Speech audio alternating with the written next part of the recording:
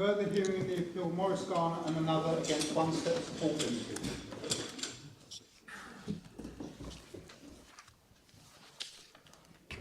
I've not put on the papers. Yes, I did. They're in the bundle that I gave you, including my notebook.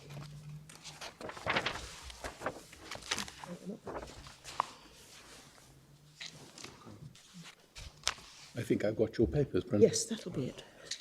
Which ones? Let's just see. Well, that one is mine, definitely. Yes. Is that all yours? Do forgive us. That's fine, my lady. Those are all mine, yes. Are they all yours? Yes, yes, indeed. Perfect. Including the all-important thing, which is this. That's what I lack. Yes. My lady and lords, I was on Ruton Park when we finished yesterday, and can I conclude my submissions on that case? We derive three main points from that decision.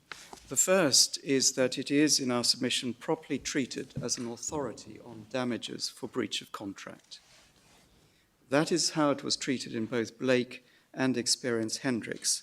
And if I could ask the court to take up Experience Hendricks on this point, which is in Authorities 1, tab 4, at page 671 of the bundle. In the judgment of Lord Justice Peter Gibson, paragraph 56, on page 671, just below letter G, he said, although the Ruton Park case related to an infringement of a property right, there having been a breach of a restrictive covenant imposed for the benefit of the estate, it is noticeable that Lord Nichols did not treat the significance of the case as so limited. He discussed the case in the section of his judgment dealing with breach of contract. It is apparent that he regarded the case as a guiding authority in compensation for breach of a contractual obligation. True it is that the action was brought against the successor in title of the original covenantor, but it could hardly be suggested that the result would have been different if the parties had been the original contracting parties. Of course, at the top of that paragraph, Lord Justice Peter Gibson said that Lord Nichols needed a stepping stone. He had a contract case in front of him. He needed a stepping stone to the conclusion he wanted to reach about Mr. Blake.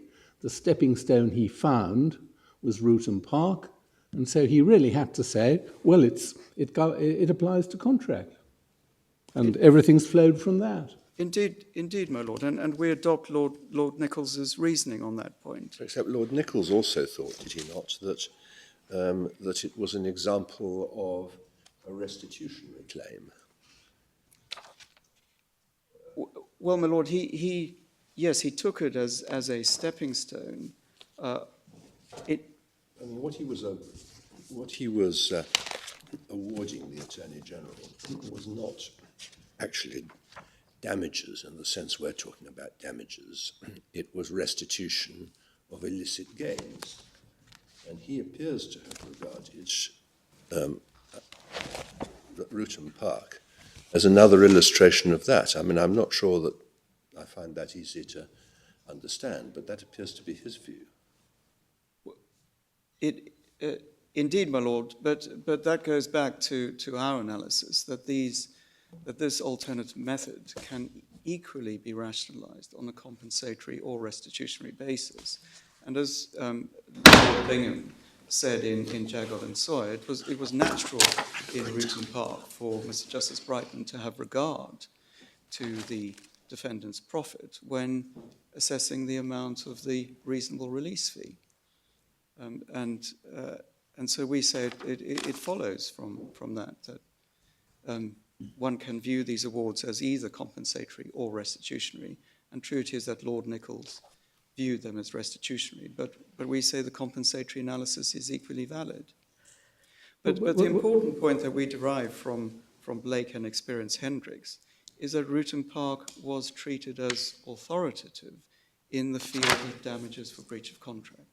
Lord, my lords and my lady, that's our submission, and I can't take it further than that. I mean, one possibility is that Ruton Park has really become a sort of portmanteau term for a number of really quite different principles, some of which apply in some kinds of case and some in others, and that these differences are actually being concealed by the use of a single expression.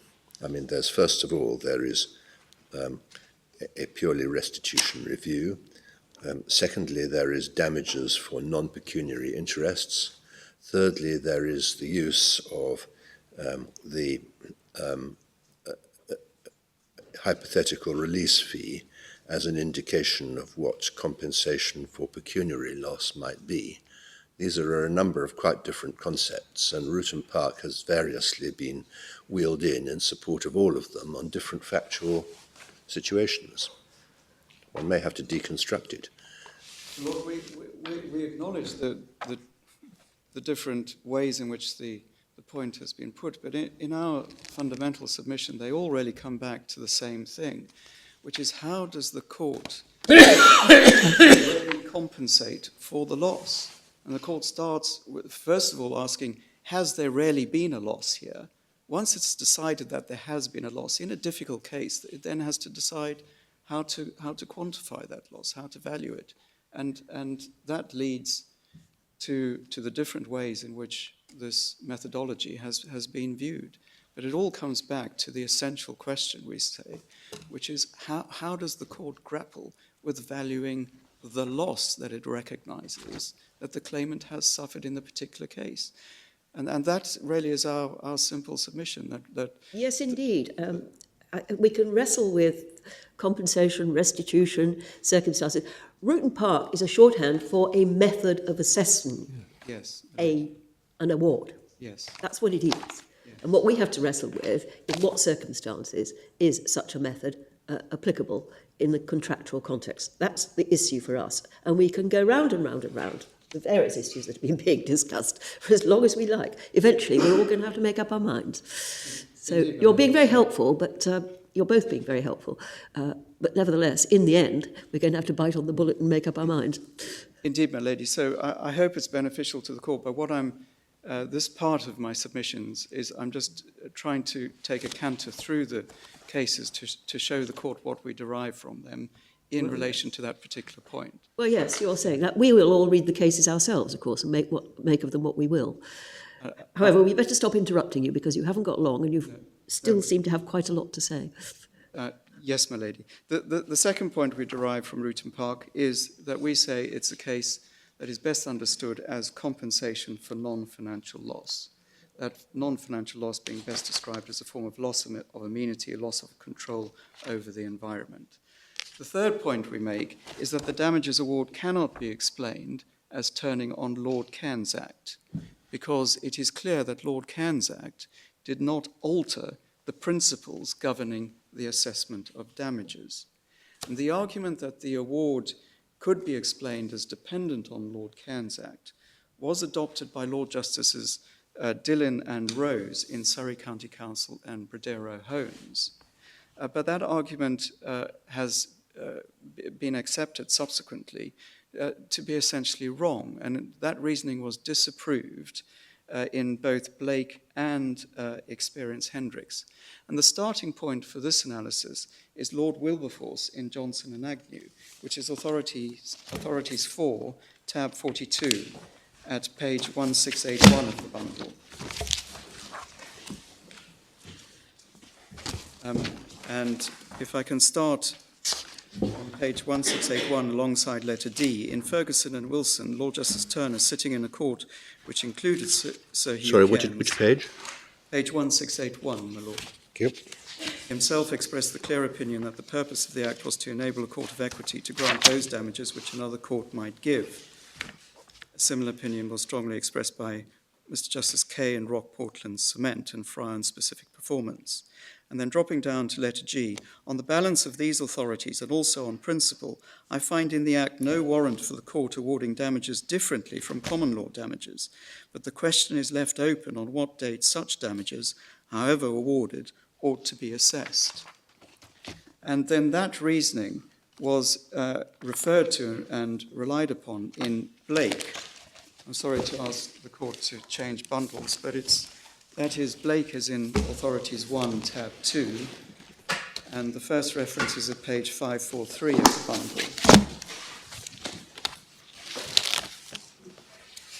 bundle. In the speech of Lord Nichols between letters E and F on page 543.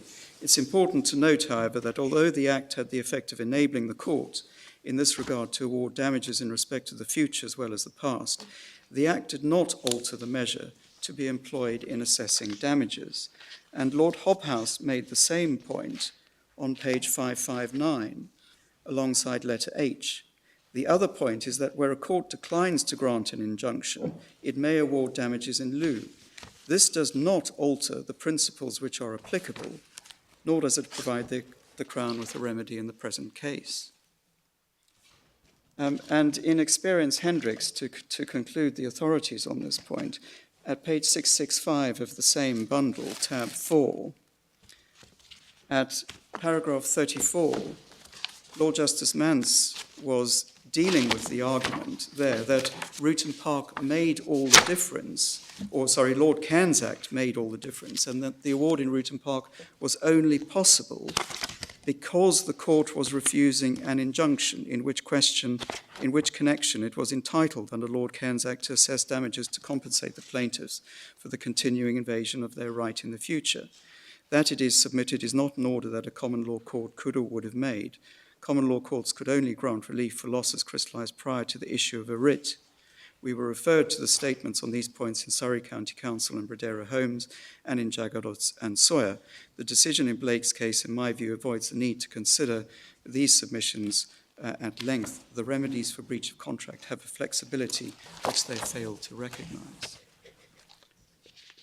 My Lady and Lords, we finally say on the Lord Cairns Act that it would be a triumph of form over substance to accept that Lord Cairns Act makes the difference. And this is a point that we set out in paragraph 210 of our written case at page 3634 of the core bundle.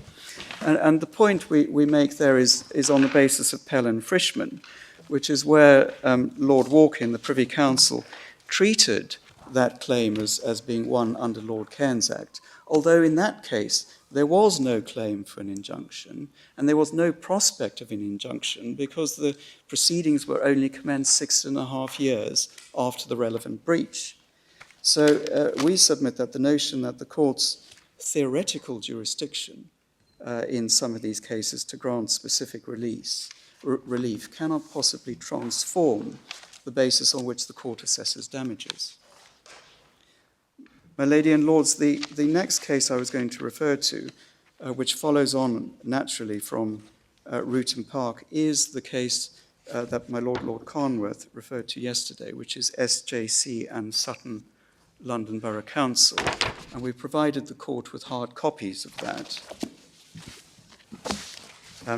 It's a relatively short decision, and it has a head note, but it involved a claim in the Land Tribunal under Section 84 of the Law of Property Act for modification of a restrictive covenant. A parcel of an estate had been sold off some years ago subject to a restrictive covenant preventing more than one dwelling being built on it. The main plot had since come into the ownership of the Sutton London Borough Council, while the smaller plot was now owned by developers SJC. SJC issued a claim in the Land Tribunal to have the covenant modified.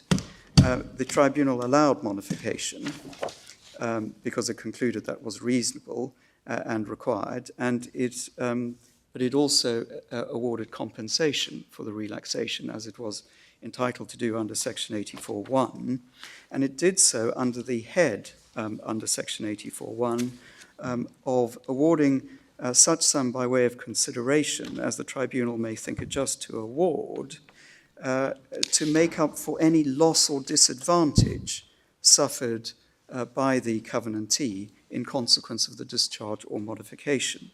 And the tribunal awarded damages under that head on the basis of a hypothetical friendly negotiation for the removal of the restriction. And the court will see that at page 325, about halfway down, above the quote. The President fixed in this particular case the sum of £9,500. He did it in this way. He envisaged friendly negotiations between the parties as to the removal of the restriction, and said, I think that the most likely outcome of friendly negotiations would have been an agreement to split the development value equally, and I so decide. And then over the page, Lord Denning, MR, said about 10 lines above the quote, "They are entitled to be compensated for the loss of amenities, the loss of view across to the park and so forth. That has to be translated into money terms. Some calculation has to be made. The President did it by finding the realizable development value and splitting it equally. I see nothing wrong in his approach. He found some help in Ruton Park and Parkside homes." And then dropping down to below the quote, "The President here looked at the matter in much the same way." And then at the bottom of the page, "It was a method by which he was getting at the loss of disadvantage. I see no error of law in it. The loss or disadvantage is an intangible matter which is incapable of exact calculation in money." And Lord Justice Stevenson said he agreed for that substantial loss or disadvantage they were entitled to substantial compensation that they got from the President by a method which I would not say was the only method, but could not say was unlawful or contrary to the Act or to any authority which has been cited to us. So again, that demonstrates the basic proposition. I mean, that case seems to have been sort of forgotten, except by me, in the sense that it doesn't appear, as far as I can see, in any of the textbooks, any of the subsequent cases, or any of the commentaries. I mean, I remember, because it struck me at the time as being pretty odd, arbitrary in the sense that Lord Denning says, well, he adopts 50%, Ruton Park was 5%, all within his discretion. It seems terribly arbitrary. Has it been commented on in any of the, or referred to? We were not aware of it from the reading and research that we had done in relation to this issue. Lord, I'll come to deal with the arbitrary point. You don't know whether it's applied still in the Lands Tribunal as an approach? No, my Lord, we haven't been able to ascertain that overnight. My Lady and Lords, next, Experience Hendricks, which is in Bundle 1, Tab 4.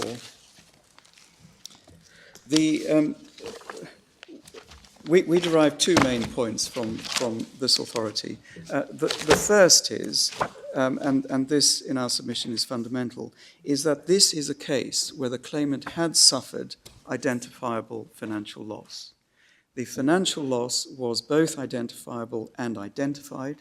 It comprised loss of profit on sales of genuine Jimi Hendrix recordings, which had been discouraged and diverted by reason of the defendant's unlawful exploitation of recordings featuring Hendrix as a sideman rather than main performer. But you say that. Paragraph 14 narrates that at the outset of the trial, counsel said that he didn't imagine he could ever possibly get any evidence to show or quantify any financial loss. Paragraph 15, the appeal raises a matter of principle. This is the issue. Whether the court can and should order a recovery of any damages on account of profits in circumstances where the appellant has not proved that it suffered any financial loss. Yes, my Lord. But in relation, first of all, in relation to paragraph 15, the important point is the reference to where the appellant has not proved that it has suffered. And what this case was, it was a case that involved difficulty of proof. And if I can just take it in stages. First of all, if I go back to paragraph 14, and between letters G and H, Lord Justice Mann says, he refers to evidence that was adduced during the trial. Further, during the trial, Mr. Jones adduced without objection evidence from Mr. McDermott. Mr. McDermott referred to an affidavit sworn in 1968 in which Jimi Hendrix voiced frustration at the misleading impression given by artwork and the recordings of his activity as a sideman, when his involvement was in reality completely subordinated and accommodated to Knight's musical personality and ability. Knight was the main performer. McDermott went on to affirm his belief that the way in which PPX recordings had been brought onto the market had confused and alienated potential buyers. Such buyers may mistakenly purchase Sidemen recordings instead of Experience Hendrix featured recordings and then become disappointed and frustrated, avoiding further purchases of Hendrix music. The space available for Jimi Hendrix albums in retail record stores is generally limited, and the presence of numerous Sidemen recordings poses the risk of displacing featured recordings. Thus, the Sidemen recordings both divert and discourage potential purchases of featured recordings. And then if I can go on to paragraph 38, where Lord Justice Mance again picks up that evidence, and he says at the beginning of paragraph 38 on page 666 of the bundle, the case of Esso and Naiad presents a similar feature to the present insofar as damages may be said to be an inadequate remedy because of the practical impossibility in each case of demonstrating the effect of a defendant's undoubted breaches on the appellant's general programme of promoting their product.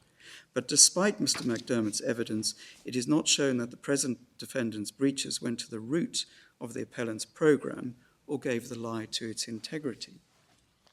And we submit that that shows that on analysis, Lord Justice Mance was treating this as a case where it was possible to identify the loss, and it was financial loss, but the problem was proving it and quantifying it.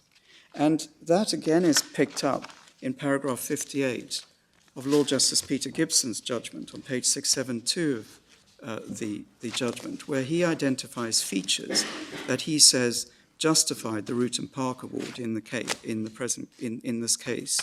And the second feature he identified was the claimant would have difficulty in establishing financial loss therefrom.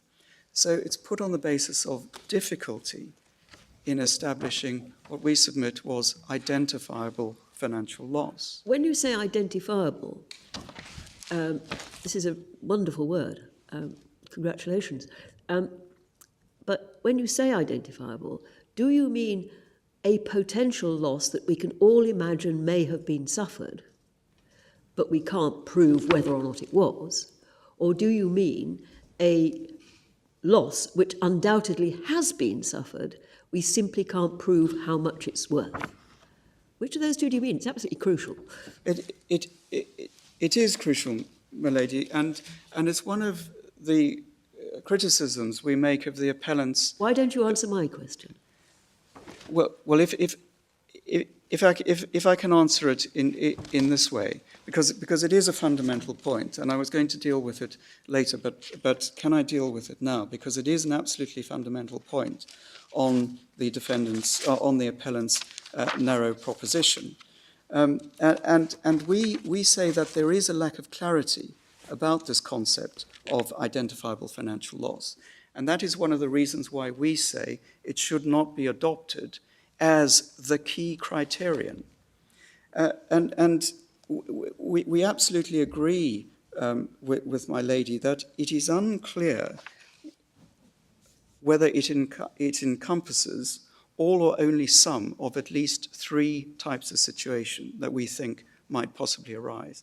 The first is where the court is satisfied that there has been some loss, but the loss is difficult to conceptualize and hence difficult to prove and quantify on a conventional basis. And that, we say, is the Root and Park type situation. It's difficult to conceptualize. Mr. Justice Brightman clearly felt that there had been a loss. It was difficult to conceptualize what it was. Well, the difference between that and Hendricks is that it was positively established that there wasn't any loss in the traditional sense in Root and Park, whereas the possibility of loss, but not the reality of it, was acknowledged in Experience Hendricks. Would it be helpful to use the word harm rather than loss? Because loss tends to bring with it financial connotation. And certainly in Root and Park, it was a harm that was being complained of, the loss of control over the environment or whatever. Very difficult to conceptualise, but it was a harm, not a financial loss. There was no financial loss. Hendricks, I still come back to potential or actual. Lady, easier to conceptualise in Hendricks, I agree. Well, indeed, and we say that one can contemplate two situations. One where the court feels that there has been some loss, but it concludes that it is effectively impossible to prove. And that may be the conclusion that was arrived at in experience Hendricks. Well, even that language isn't really capturing Lady Hale's point. Lord Manns based his approach on what Lord Nichols had said in Blake at page SMS 544. And the distinction that Lord Nichols was drawing was between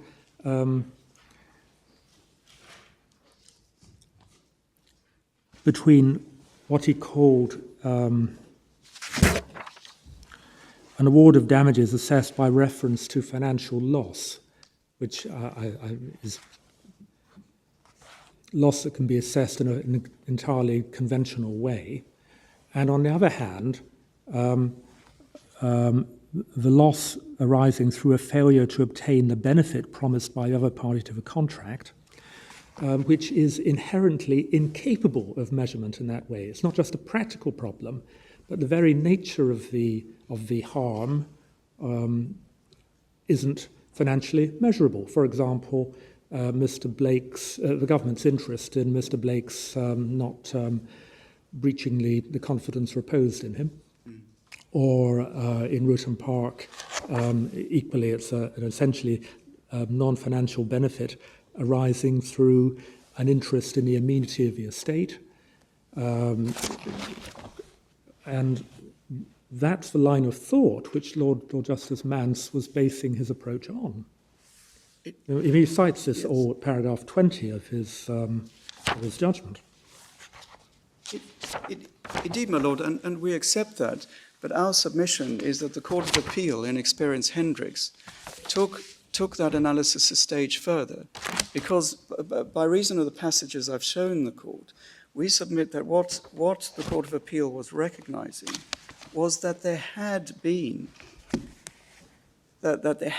some financial loss in this case, this diversion of Jimi Hendrix recordings. That's what the evidence established. So if Blake was drawing a distinction between pecuniary and non-pecuniary losses and saying that you could use a Ruton Park approach to the second, you're saying that Hendricks extends that to circumstances where a pecuniary loss has been suffered but is difficult to assess. Exactly so, my lord. That is our submission on Experience Hendricks.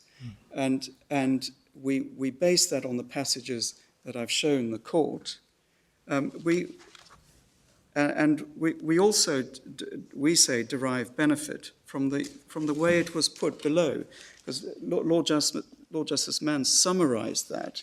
We do have the first instance decision, which is in Authorities Bundle 3 at tab 30.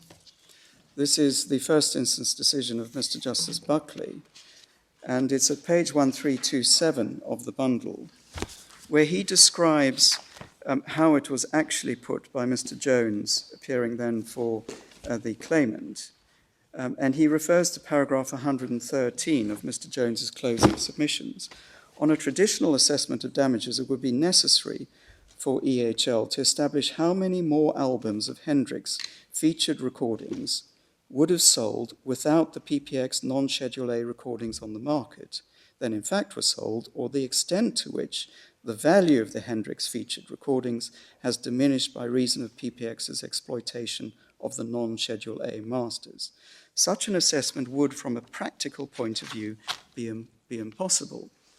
And then over the page, the claimant submitted that if this is the only basis on which it would be entitled to damages, then it's accepted that there should be no assessment of damages. EHL claims that it is entitled to have the damages assessed on one of two alternative bases. Which is the correct basis will be a matter for the assessment of damages. Now, we say that supports our analysis, that the court was, well, certainly the claimant was proceeding, was that on the basis that there had been some form of identifiable financial loss, but it just hadn't been able to prove it. And that is why it asked for Ruton Park damages on account of profits. Now, in a sense, the claimant here put the court on the other end of a Morton's fork and said, if you don't let us have Ruton Park, we will pack up our tent and go home. Now, we don't seek to do that here. We would accept that the court could do some kind of job if Ruton Park damages are not adopted. But we say, for all the reasons that the judge and the Court of Appeal have expressed, the Ruton Park alternative method would do a better job.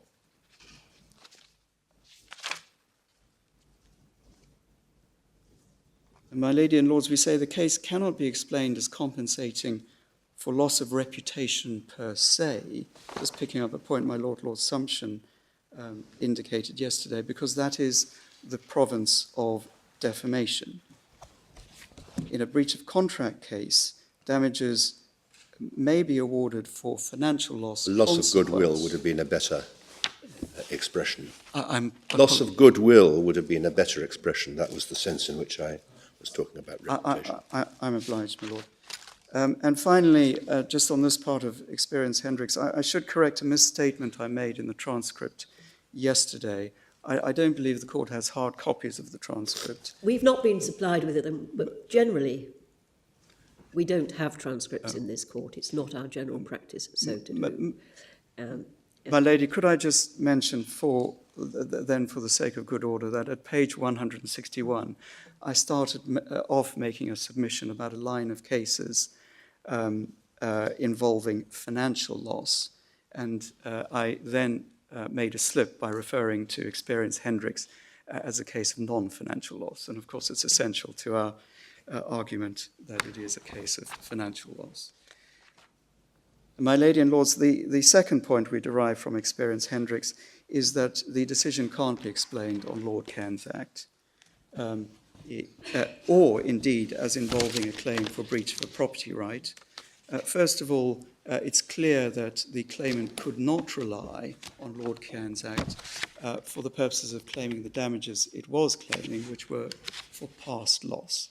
It did obtain an injunction, but that only dealt with future loss. It had a lot of it had a claim for what it claimed, what it said were substantial damages for past loss going back many years.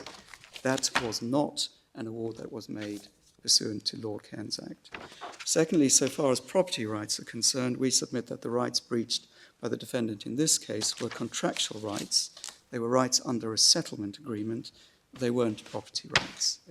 So it can't be explained on the appellant's approach of restricting these damages to Lord Cairns Act or breach of property. Well, Hendricks is very much your best case, isn't it? It is, my lady, yes. My lady and lords, and whilst I'm on the property point, if I can just deal with that briefly, we say that there is fundamentally no logical reason to tie the availability of route and park damages to claims for breach of property rights. There's no good reason to distinguish between proprietary and non-proprietary contractual rights in this context. Whilst, of course, there's a distinction between rights in rem and rights in personam, because the former are enforceable against an indefinite class of persons, whereas the latter are enforceable only as between the parties to the contract. That's not a valid basis for limiting the availability of a damages remedy. And the reason for that is once a breach of the right has occurred, whether it's proprietary or non-proprietary, the law is only concerned with the position as between the holder of the right and the person who has infringed the right. That's the case whether one is dealing with contract or tort. And that is why in Blake Lord Nichols rejected the argument that as between the parties to a contract, a violation of a party's contractual rights should not attract, he rejected the argument that they should attract a lesser degree or remedy than violation of a property right. There's no reason to grant lesser protection to contract rights. And we submit that the appellant's attempt to distinguish property rights simply don't work. You can't say they are different because you lose control of an asset where property rights are concerned, because that only explains claims for violation of tangible property rights. It doesn't explain the intellectual property rights or breach of confidence cases. The other distinction they've drawn in their written case is that they say property but not contractual rights are articles of commerce. Well, again, that's not right. Contract rights are frequently traded, they comprise choses in action, and they're capable of assignment in the same way as other intangible rights. Well, it could explain some intellectual property rights. I mean, trademark infringement is essentially the use of someone else's trademark. And ditto in the case of copyright infringement, which is generally the use of somebody else's text. But your best example is probably patent infringement. Indeed, my lord, and breach of confidence where information is taken. There's a certain amount of case law that information may be property, but I mean, patent infringement is your clearest case, I would have thought. Indeed, my lord, and our submission is that it would not be coherent or principled for this court to draw the line there for the purposes of root and park damages, because it would give rise to intractable problems of whether or not a particular case involves a property right or not. And indeed, in Devonish, Lady Justice Arden said that contract rights are a form of property. So this point is likely to become circular and likely to create confusion and uncertainty. My lady and lords, there are 5 subsequent cases that we have summarized in Appendix 1 to our written case that followed Experience Hendricks. Appendix 1, and these are dealt with beginning at page 3658 of the core bundle. These cases followed Experience Hendricks and predated the Court of Appeal decision. They all dealt with or referred to in the Court of Appeals decision. They are Pell, Frischman, Verco and Rutland Fund Management, Guido van der Gaard, BGC and Rees, and Abbar and Sedco. I can deal with them very briefly. The first 3 cases, Pell, Frischman, Verco, and Guido van der Gaard, are all cases of financial loss. Root and park damages were awarded to compensate for identifiable financial loss. In Pell, Frischman, which we deal with at page 3658, the relevant financial loss was loss of the claimant's opportunity to bargain for release of its contractual rights, preventing its joint venture partner from dealing directly with a third party. And that was clearly identifiable financial loss. In Verco, I explained that yesterday. Mr. Justice Sales awarded Root and Park damages to compensate the claimants for loss of the ability to participate in the proposed purchase of the business. Again, an identifiable financial loss. Guido van der Gaard, that's dealt with at page 3662. There, Mr. Justice Stadlin was faced with a claim for damages for breach of an agreement to provide driving time in a Formula One racing car to an aspiring racing driver. The defendants failed to provide the agreed number of kilometers of driving time to the claimant. It was extremely difficult to assess the extent to which that shortfall in driving time had affected the driver's career prospects. Mr. Justice Stadlin held that he was entitled to assess damages by reference to the market value of the shortfall in the defendant's performance. And he there really picked up on Lord Nichols's reference to skimped performance cases in Blake. But he went on to say that if he wasn't entitled to assess damages on that basis, he would have awarded them on a Root and Park basis. And again, that's identifiable financial loss. The 2 other cases in that group of 5 are BGC and Rees and Abbar and Sedco. Now, these are cases where, which we say show that where the court is satisfied that the claimant has suffered no loss at all, then it doesn't award damages, whether Root and Park or otherwise, whether they are viewed as compensatory or restitutionary. And these cases are therefore, we say, consistent with our analysis, but inconsistent with the appellant's analysis, because they could be described as cases where there was no, where the ultimate conclusion was that there was no identifiable financial loss. In BGC and Rees, which is dealt with at page 3663, the defendant had wrongfully terminated his employment contract prematurely, but the facts showed that the claimant didn't suffer any loss at all by reason of that breach, and indeed the defendant had acquired a benefit, so there was no basis for a claim. Abbar and Sedco, again we say, is properly categorized as a no-loss case. The claimant had invested in a project for the development of a site in the City of London, and he said that was on the basis that he was entitled to exit within a period of no more than 18 months. either by the site being sold or otherwise. Mr. Justice David Richards found that there was no breach of any contractual obligation, but he went on to consider damages on an obiter basis.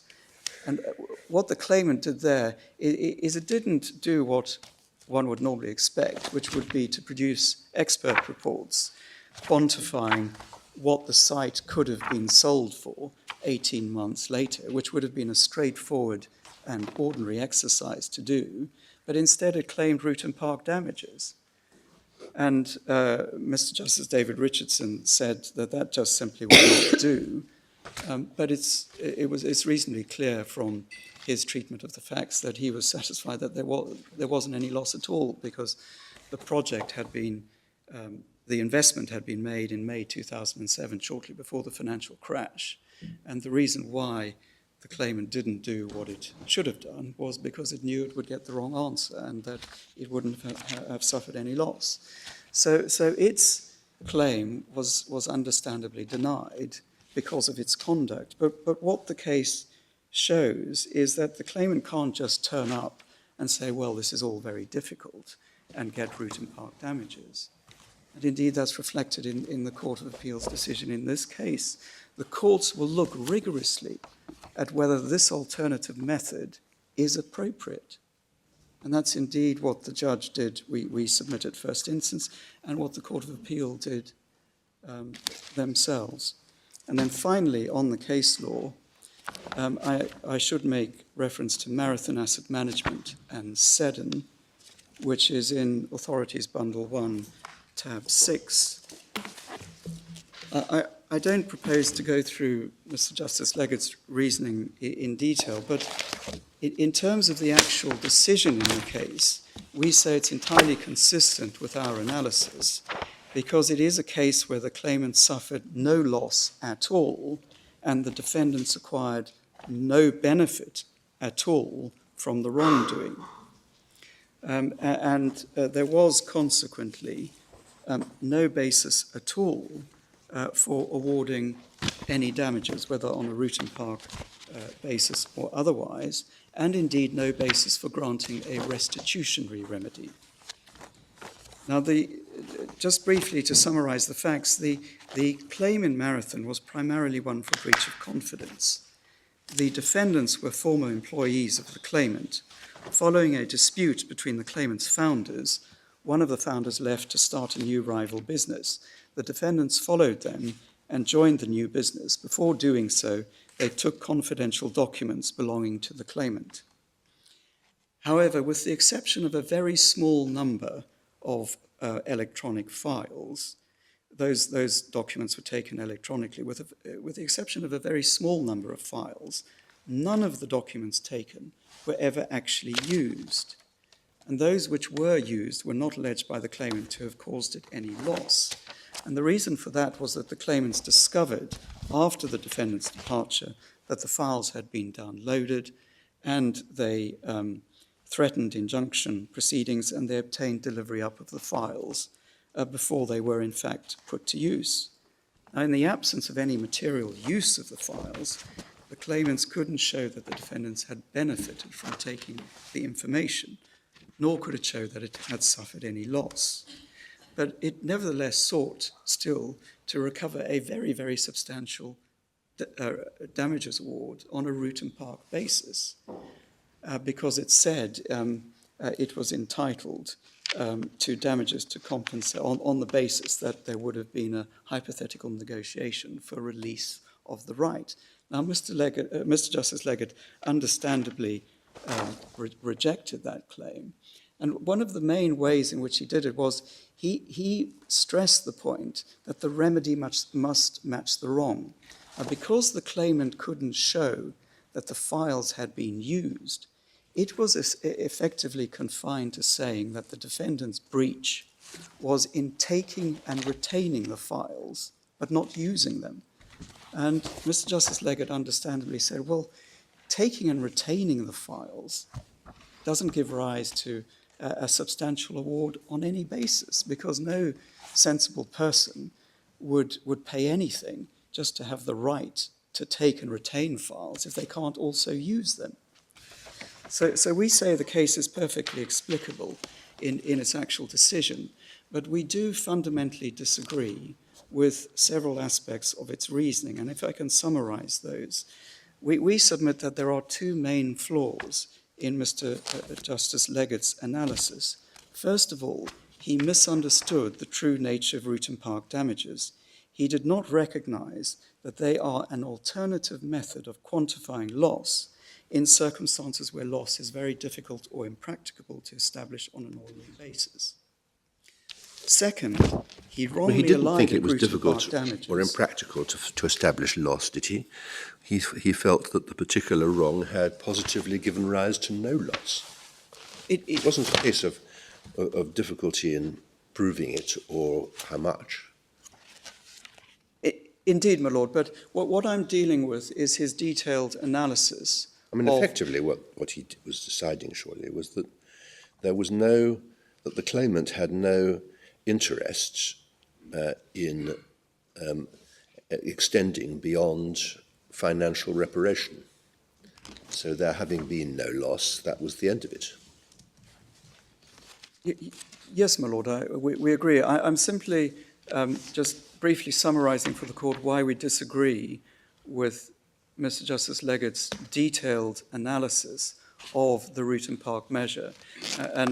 The second point I was going to make is that in his detailed reasoning, Mr. Justice Leggett wrongly, we respectfully submit, elided root and park damages with an account of profits or disgorgement damages. And so as a result, he wrongly viewed root and park damages as being a simple form of partial disgorgement granted by the court where the claimant had suffered no loss. And it's in that context, as my Lord Lord Sumption rightly says, he concluded that there was no interest justifying the grant of such a disgorgement remedy.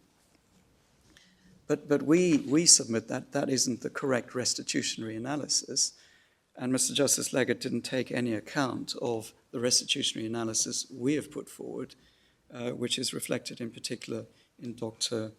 Edelman's work. And so we say, in summary, that Mr. Justice Leggett's analysis cannot be reconciled with the case law granting or refusing root and park damages for breach of contract. His actual reasoning, his explanation of the root and park award is inconsistent with the reasoning of the Court of Appeal, both in Experience Hendricks and in the present case. And it's out of line with all of the other cases which view root and park damages as being essentially compensatory. My Lady and Lords, can I then move on to deal with point 4 in my list of points, which is the appellant's broad proposition. And this, just to recap, is that root and park damages shouldn't be available at all for breach of contract, except for breach of property rights or under Section 50 of the Senior Courts Act. We say that would amount to turning the clock back to the position adopted by the Court of Appeal in Surrey County Council and Bradero Homes, despite that decision having been subjected to a tide of academic criticism and effectively overruled by Blake. Reverting to that position would, we respectfully submit, be a retrograde step that would be wrong in principle, create incoherence in the law, and engender uncertainty. And I have dealt with many of the points made in the context of the broad proposition already.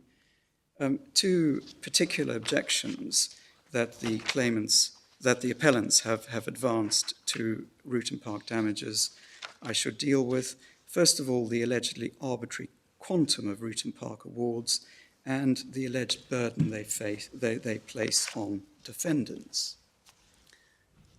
First of all, the allegedly arbitrary quantum. We say that the appellant's arguments are founded upon the notion that quantification of damages on an ordinary basis is inherently more certain and predictable than the root and park measure. And we say that notion is a false one. the type of cases which may call for assessment of damages on a root and park basis will be cases where damages are very difficult or impracticable to establish on a conventional basis, and there will in those cases be no easy, clear or predictable answer to the question of how to value the contractual performance of which the claimant has been deprived. And adopting the words of Professor Good in his text on commercial law, in such cases damages will rarely represent the claimant's actual loss. They rather will reflect what the law considers it just for him to recover. I don't know whether the conventional approach is easier than the root and park approach. I rather thought that the onus would be on you to establish that the root and park approach would be easier than the conventional. Well, we do submit that, my lord. Indeed, the present case is an example.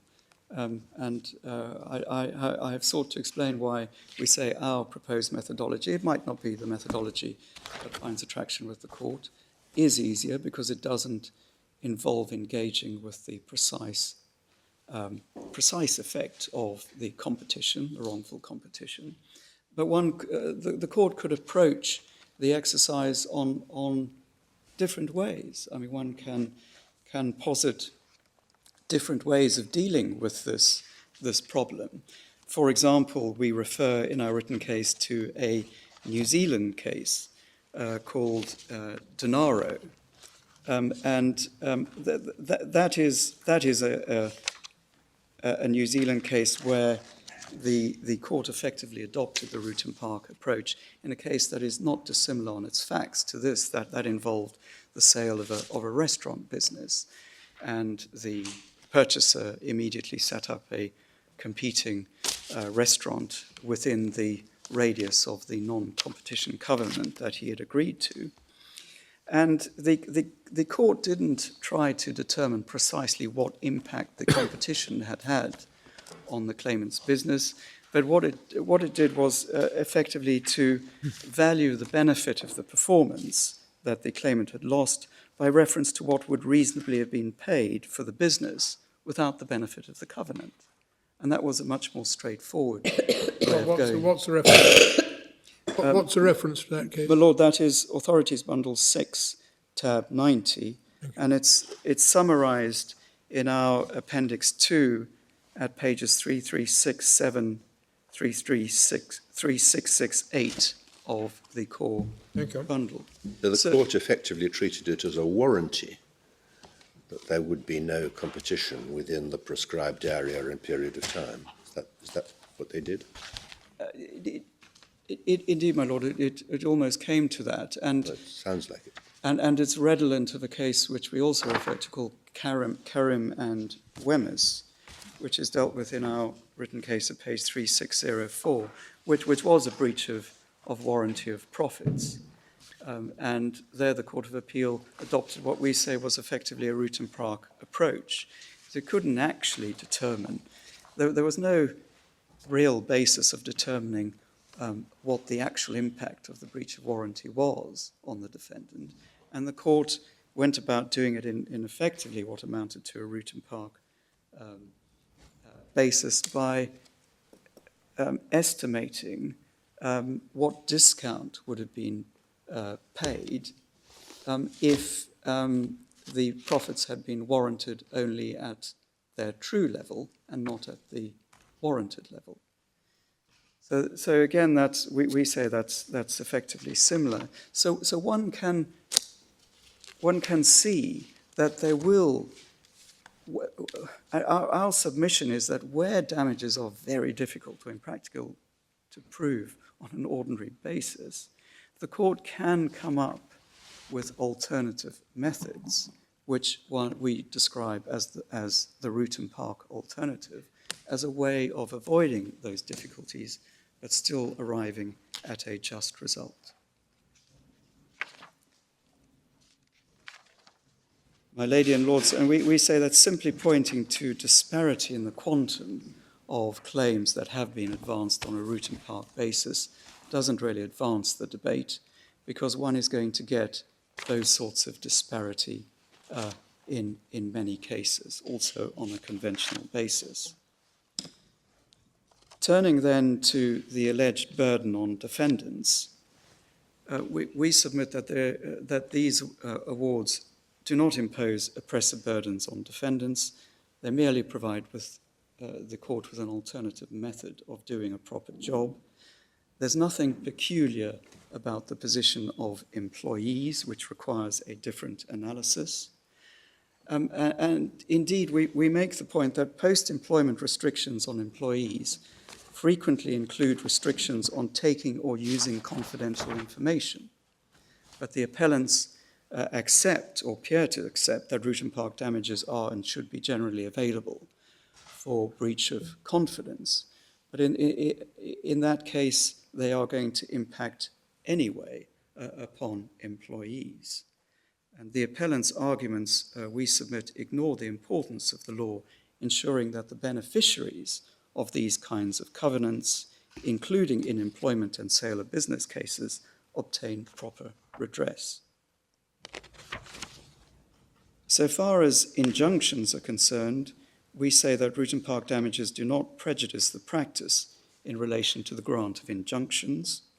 The question for the court remains, are damages inadequate, including because they are difficult to prove and quantify? And that question remains, irrespective of the availability of root and park damages. Root and park damages don't turn the difficulty of assessment. They don't entirely solve that problem. And so they don't preclude the court granting an injunction where it considers that that is the just remedy, where damages are difficult to prove or quantify. The fact that there is always some form of broad axe that the court can resort to in any damages claim is not treated as a reason for refusing an injunction where it is otherwise the just remedy.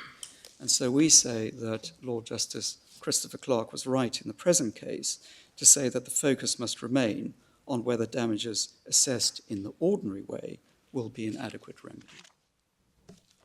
And we do stress in relation to the appellant's objections to these awards that root and park awards do not confer in any way a windfall on the claimant or put him in a superior position.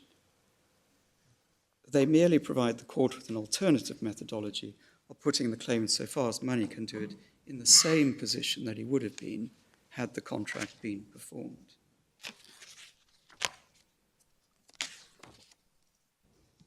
And finally, on the broad proposition, our submission is that the broad proposition is clearly contrary to Blake, which cannot and should not be distinguished as the appellants suggest. Of course, we acknowledge that the actual decision in Blake was concerned with the grant of an account of profits, but we submit that Lord Nichols's analysis and confirmation of the correctness of the measure of damages awarded in root and park was an essential step in his reasoning as to why the Crown was entitled to an account of profits. And for that reason, his reasoning has rightly been regarded as authoritatively establishing that root and park damages are available as a remedy for breach of contract at common law. And all subsequent cases have proceeded on that basis.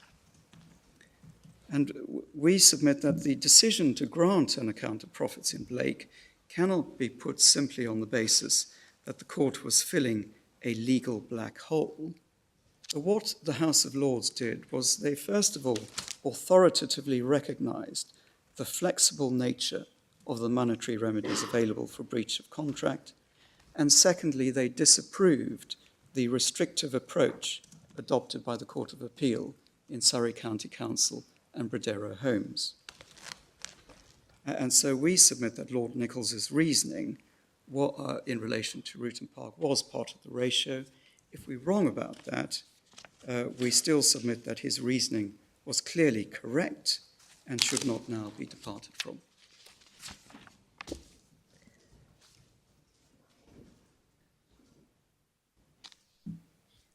My Lady and Lords, can I then turn to deal with the appellant's narrow submission?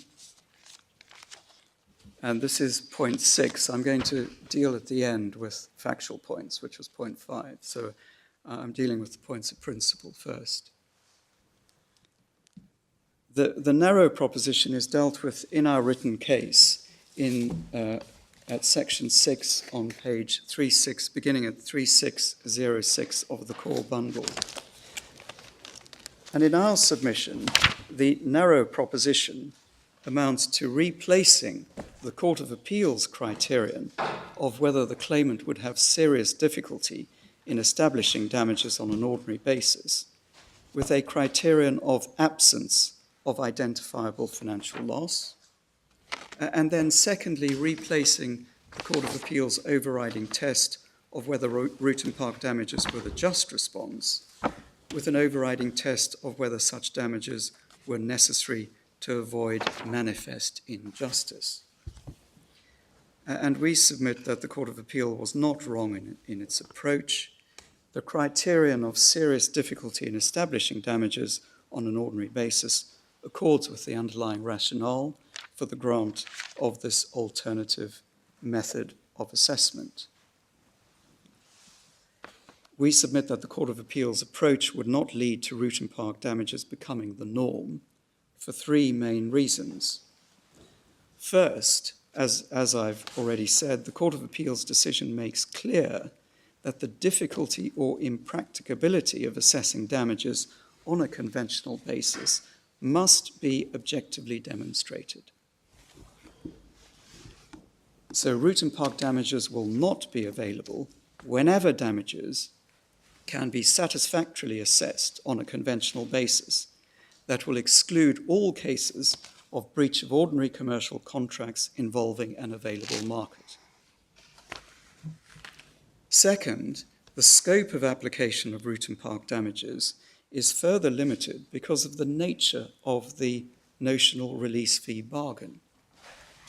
That means that claimants would not resort to this measure unless they were in a position to argue that they would have had a meaningful bargaining position immediately prior to breach.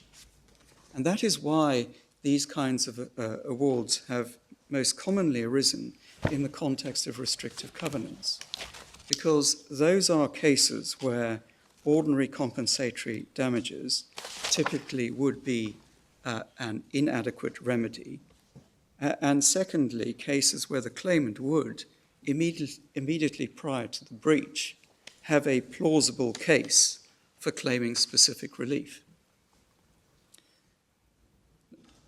Third, we submit that they're not going to become the norm because it will be for the court to determine that the root and park measure is the best way of approaching assessment in the particular case. Where the court concludes that for good reason, that is the best way of wielding its broad axe, then that method should be available.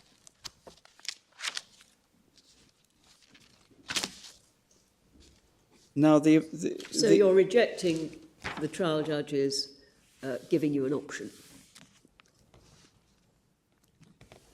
My lady, on the option, we say that, first of all, doesn't really affect the substance of the matter. No, I agree, but I just wanted to be plain about where you stood on that. Well, what we say is that it naturally follows from the court's conclusion that this is an available alternative method. It's not an inconsistent method in the sense of requiring us to make an election between inconsistent remedies. But he shouldn't have put you to your election. If it's another technique for performing the same basic exercise of working out how much has been lost, then it's not a different or alternative basis of damages. He shouldn't therefore have put you to an election. We should have decided which was the appropriate one. Exactly, which he found most helpful as an evidential matter. Yeah. That may be so, and if that's what the court concludes, then we would not quibble, of course. But if you say the that approach. criterion is the impracticability of assessing damages, He wouldn't have said, now, come on, which do you want, traditional or Rutan Park, if he didn't think that it would be practicable to do the former. No, my lord, we respectfully disagree with that, because he did conclude, we say, that the Rutan Park measure was appropriate because of the difficulty that we would have in proving and quantifying damages It was only some part on of an the ordinary damages. basis. It was only some part of the damages. You would have been able to prove on a balance of probabilities that you had lost some business, but you wouldn't have been able to prove that you had lost everything that they'd gained, or how far the impact extended beyond the restriction period. So you would have got something, but not very much. Indeed, well, we reserve our position on the not very much, but because less than you felt you were entitled to. Exactly, but the point was, we submit that the judge and the Court of Appeal recognised that an ordinary basis, because of those difficulties, would be liable to leave us undercompensated. And we submit the option doesn't really affect the analysis. I'm not sure the judge saw himself as putting us to an election. Or giving you the choice. I mean, it's... No, and in a sense, this point has only assumed significance because it was agreed that the question of entitlement should be dealt with at the trial on liability. But in the normal way, the judge would have decided that Rutan Park was the appropriate method, and he would have assessed damages on that basis. So in a sense, we're only having this debate because of the slightly peculiar way in which the issues were resolved, but we submit it doesn't affect the substance of anything.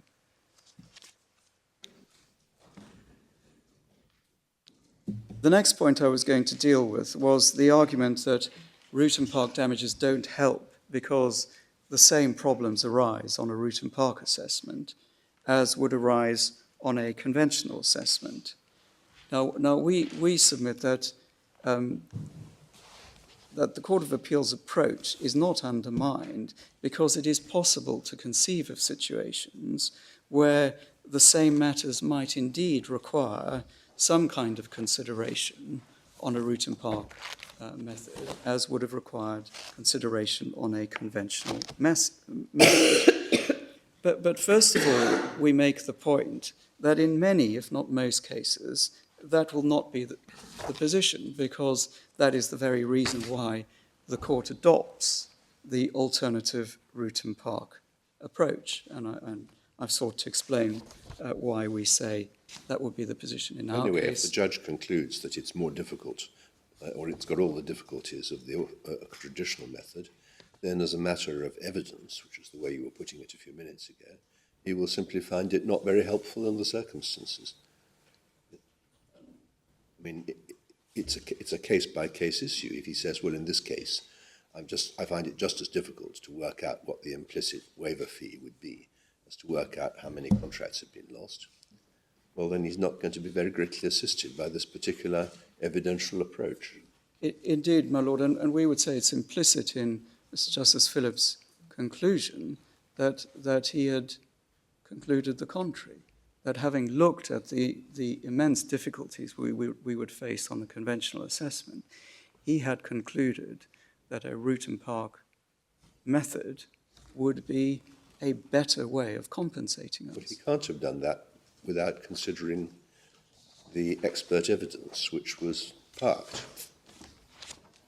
Well, my lord, that expert evidence was before him, and whilst it wasn't... But the way the issues had been formulated meant that the experts had not been cross-examined, the judge made no findings about it, so he can't possibly have decided that in this particular case this was a more promising approach. My lord, he might be. He did it on a relatively broad brush basis, indeed, as did the Court of Appeal. But as I've said, they both concluded that the difficulties in this case justified resort to an alternative method. Second, we say that insofar as the same considerations might arise on a Rutan Park assessment, if those matters are indeed imponderable and uncertain, that will itself be reflected in the outcome of the hypothetical negotiation for release of the right. And I've submitted that one sees that in Mr. Grantham's report, and that's why we, through his report, have adopted the option structure. If those matters are too speculative or uncertain, then the short point is that the court may conclude that the same uncertainty would have led the parties to structure a release fee arrangement in a way that accommodates that uncertainty. Third, we make the point that when conducting a route and park assessment, the court is able to take a broad view of these kinds of matters in a structured way in determining how they would have impacted upon the parties in negotiating release of the contractual rights.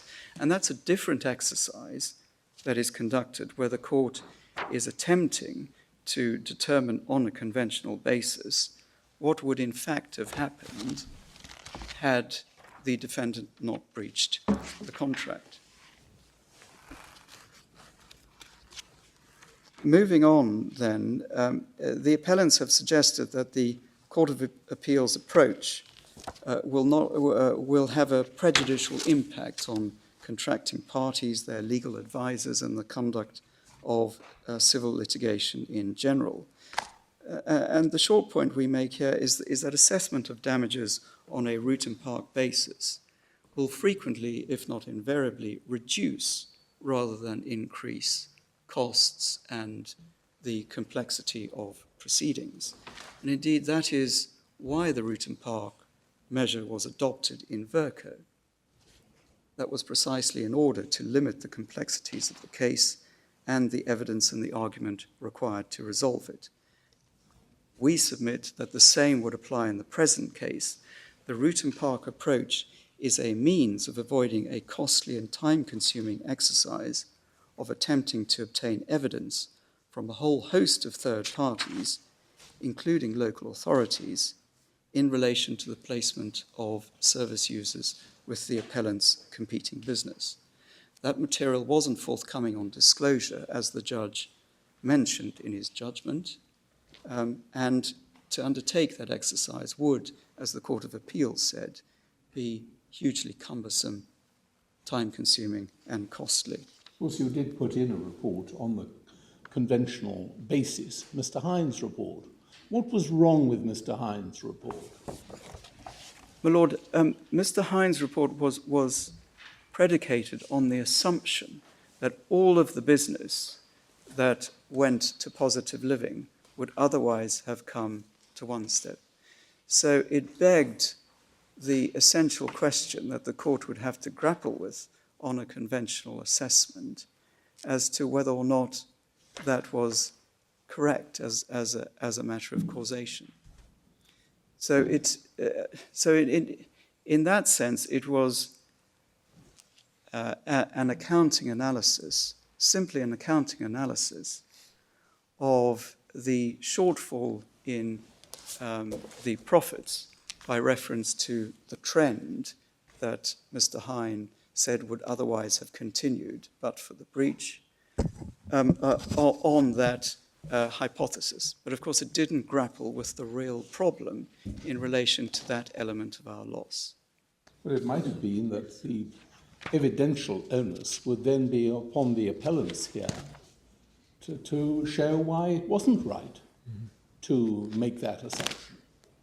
I mean, you might have, that was a reasonable prima facie start from your point of view on the conventional basis, wasn't it? Well, if we are forced to go that route and confined to that would be our case. But when one combines that difficulty with the other difficulty of proving and quantifying the ongoing damage, the wider damage to goodwill, which Mr. Hines says effectively in terms that he can't do, that it's effectively impossible to do, one then ends up with the conclusion that the judge in the Court of Appeal reached, that this would be an extremely difficult exercise, and so difficult that it justifies resort to the alternative Rutan Park measure.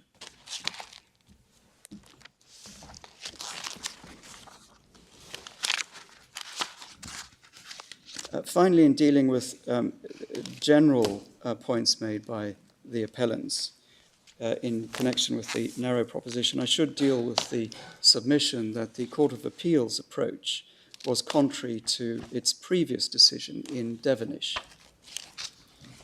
And our submission is that the appellant's argument to this effect was rightly rejected by the Court of Appeal.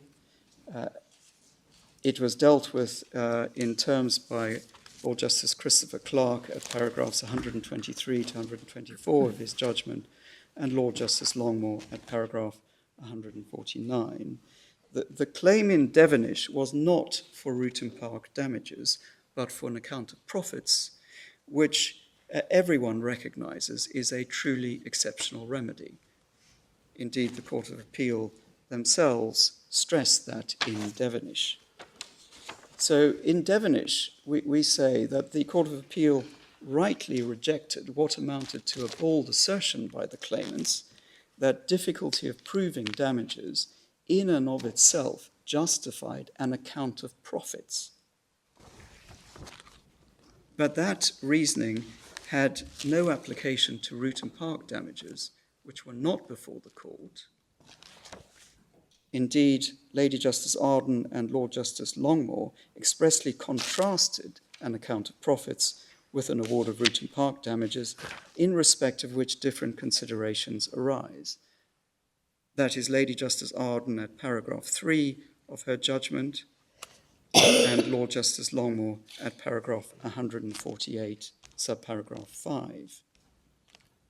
I'm sorry to go back for a moment, but just on a matter of detail, I see Mr. Hine, in a summary of his conclusion, says that it wasn't, I'm looking at page 306 of Appendix 2, says that it wasn't within his expertise to give an opinion on whether goodwill had been damaged, and refers to the scope of his remit.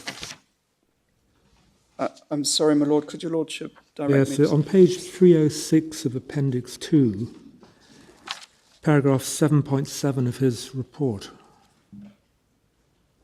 Yes, my lord.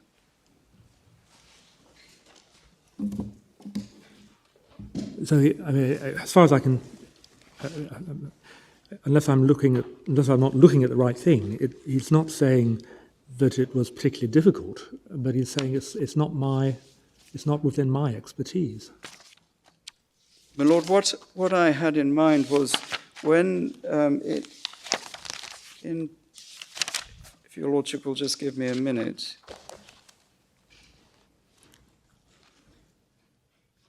At page 397 to 398 of the bundle, 397 is I'm giving the electronic references. In which bundle? MS 397. MS page 397. It's in Appendix Part 2. Can you give me the other number? I haven't got It's page 279. 279. 279. Mr. Hine has a section headed Ongoing Losses Post-December 2009. Yeah. And he says, by reference to his preceding analysis, in analysing the losses borne by One Step, I have in this section concentrated only on the period of the restraint. However, I have formed the opinion that there was a further loss borne by the company after the period of restraint ended. And what he then does is he carries forward his analysis to the date of sale of Positive Living in September 2010. But what he doesn't do is carry that analysis any further forward. And he says in paragraph 379, although in reality these losses will be ongoing as Positive Living continued to trade under the new ownership of the Craigmore Group, and although they would be falling off, they would still exist. As such, my calculation of loss is conservative. So that's the ongoing loss, which he didn't seek to quantify, because we say it's very, very difficult to do. But I do acknowledge your obviously what your lordship has indicated, that it wasn't within his expertise, so he wasn't asked to opine on goodwill as such, that is not an exercise that we did for the purposes of our Rutan Park claim. Because while we're on the appendix, could I just ask you a point on Mr. Grantham's report? yes, my lord. It's page 324 of the hard copy. I don't know what. Yes. Do you have the electronic equivalent of that? No, I've got 324, my lord. I know, but It's 442 of the electronic. He says in 212, I understand that in prior Rutan Park case, the court has concluded it would be reasonable to look at the eventual outcome and to consider whether this provided a guide as to what the parties would have thought. So I think he's there saying you can look at what actually happened to work out what they would have done. Is that right? That is right. And he cites in support of that Pell Frischman. Yes. If you go, if you go to Frischman, which is in the main bundle at tab 7,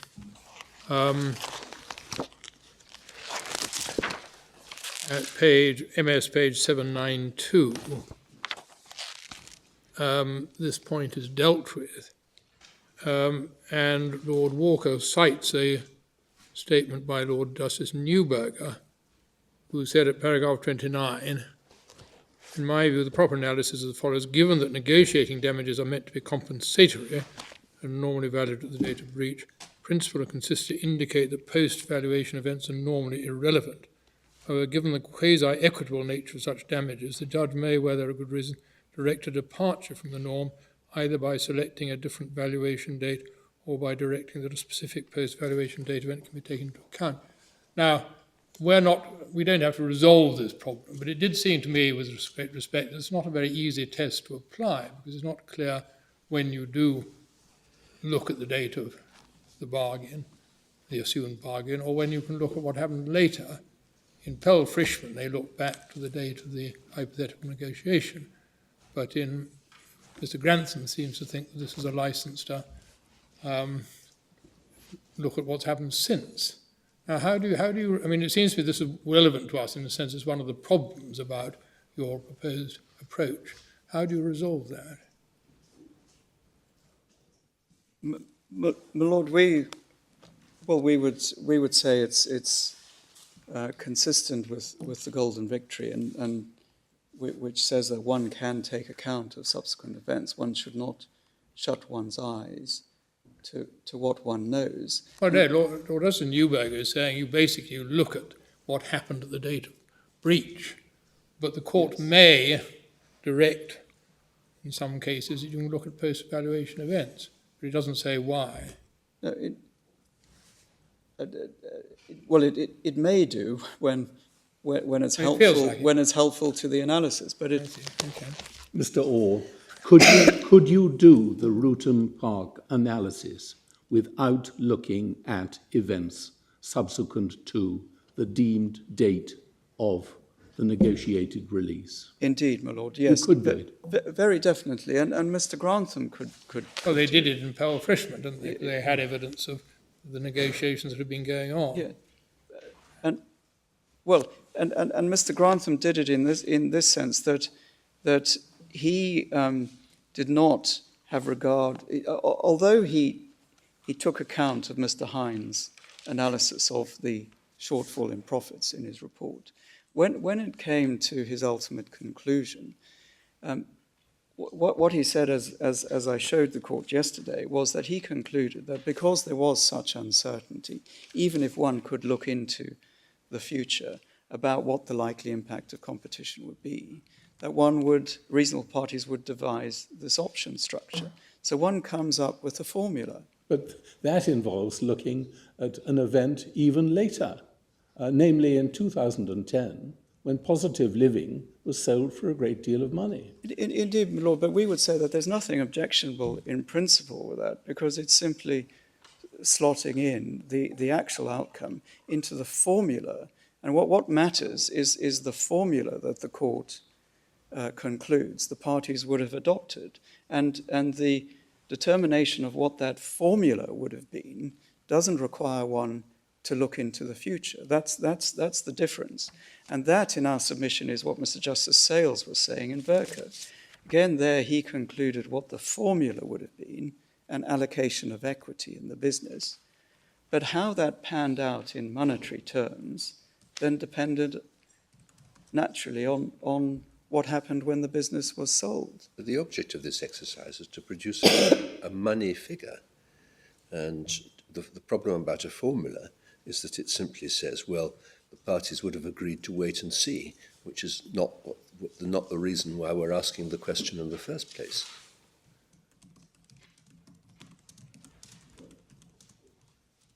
Lord, we would submit that where that is the outcome of what the parties would have agreed to deal with the problem, then there's nothing wrong in principle with that approach.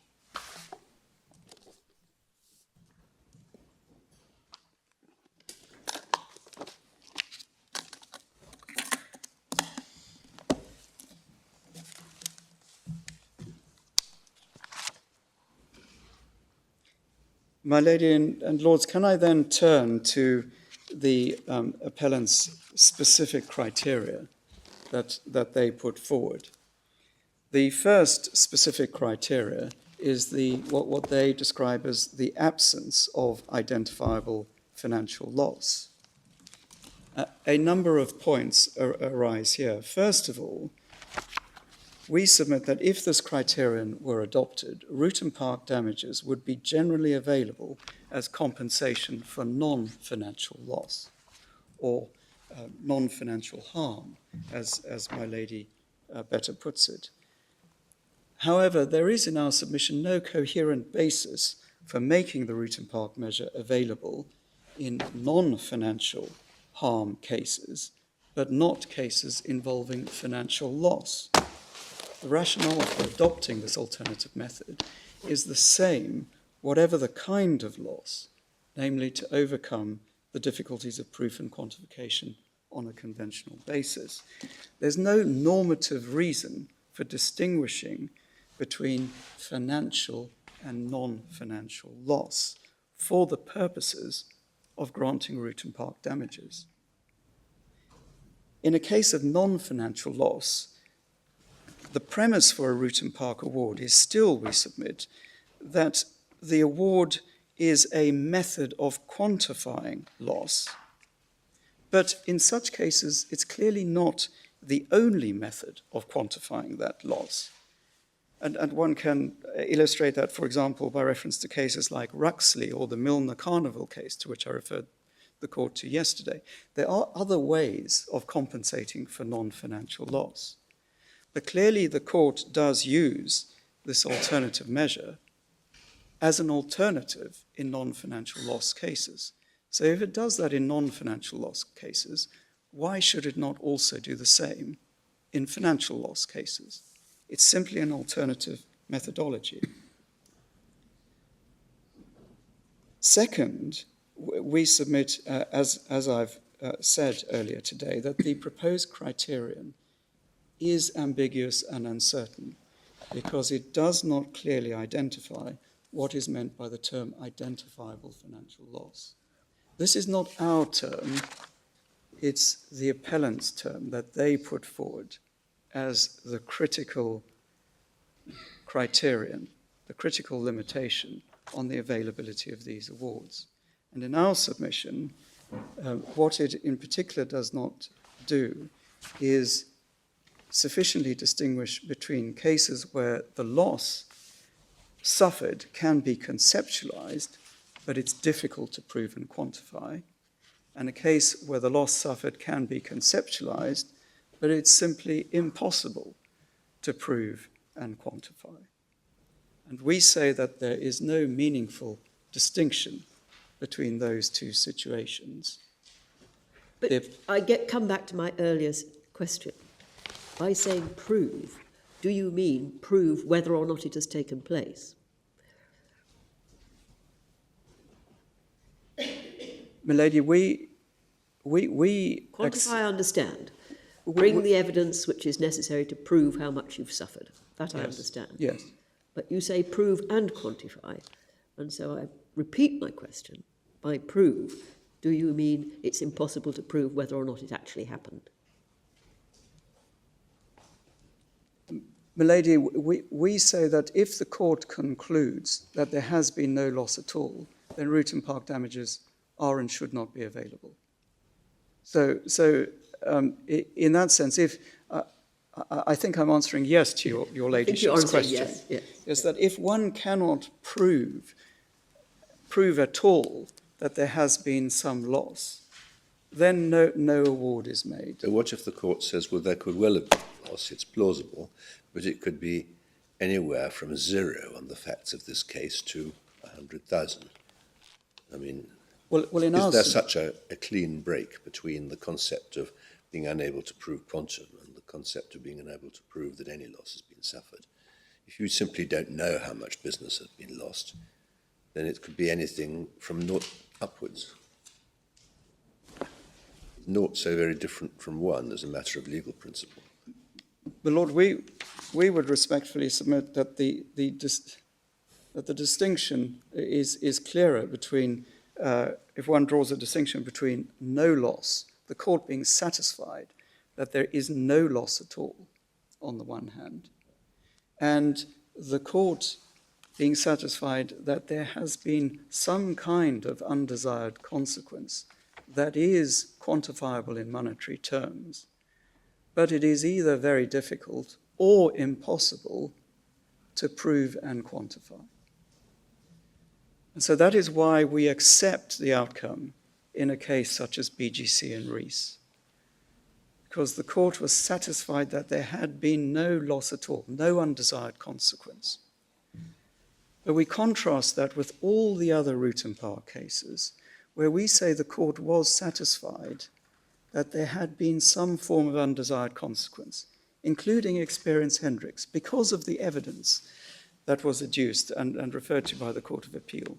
The Court of Appeal were in our submission clearly accepting that there had been some diversion of sales of genuine Jimi Hendrix recordings. Now, it might be that the court would conclude, if forced to do a conventional assessment and the claimant put forward no evidence at all, that the court concluded that the right result was nil, absolutely nil. Now, we submit on the basis of the evidence in Experience Hendricks, that would itself have been an unlikely outcome. The court would have given some award, albeit on a very broad brush basis. So that is the distinction we accept and indeed assert.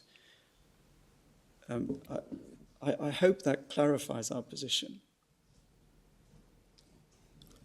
But what we do say is that the appellant's criterion begs this very difficult question of what is meant by identifiable financial loss.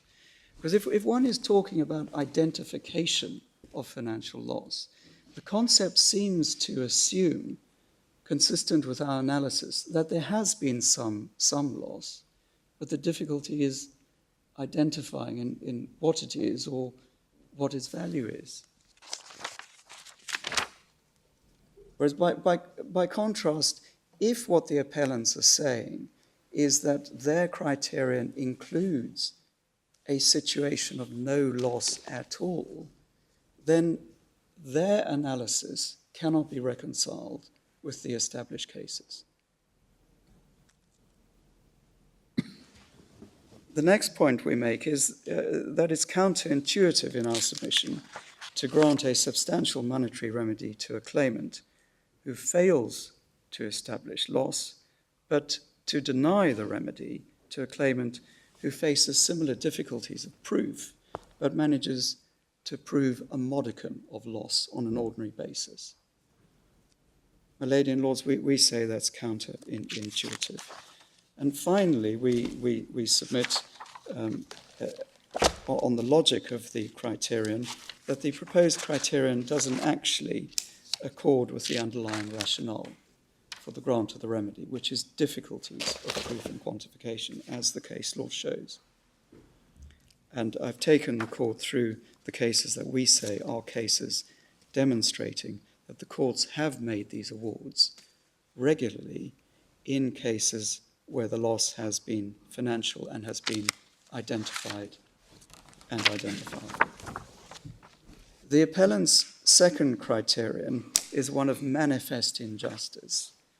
And we submit here that this criterion also lacks merit.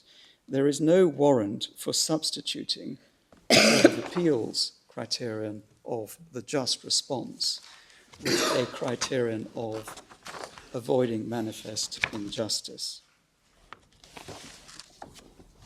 Indeed, the appellants do not explain how courts should distinguish between what amounts to 2 degrees of injustice. We submit that would give rise to interminable dispute as to the difference between them. I understood this was cumulative, wasn't it? That it's a case where there's no financial loss to the plaintiff and it would be manifestly unjust to deprive him of a remedy. I think that's the way it's put. Indeed, my lord, I don't think that affects the submission I've made or our response to the point, because the Court of Appeals equivalent test was also cumulative.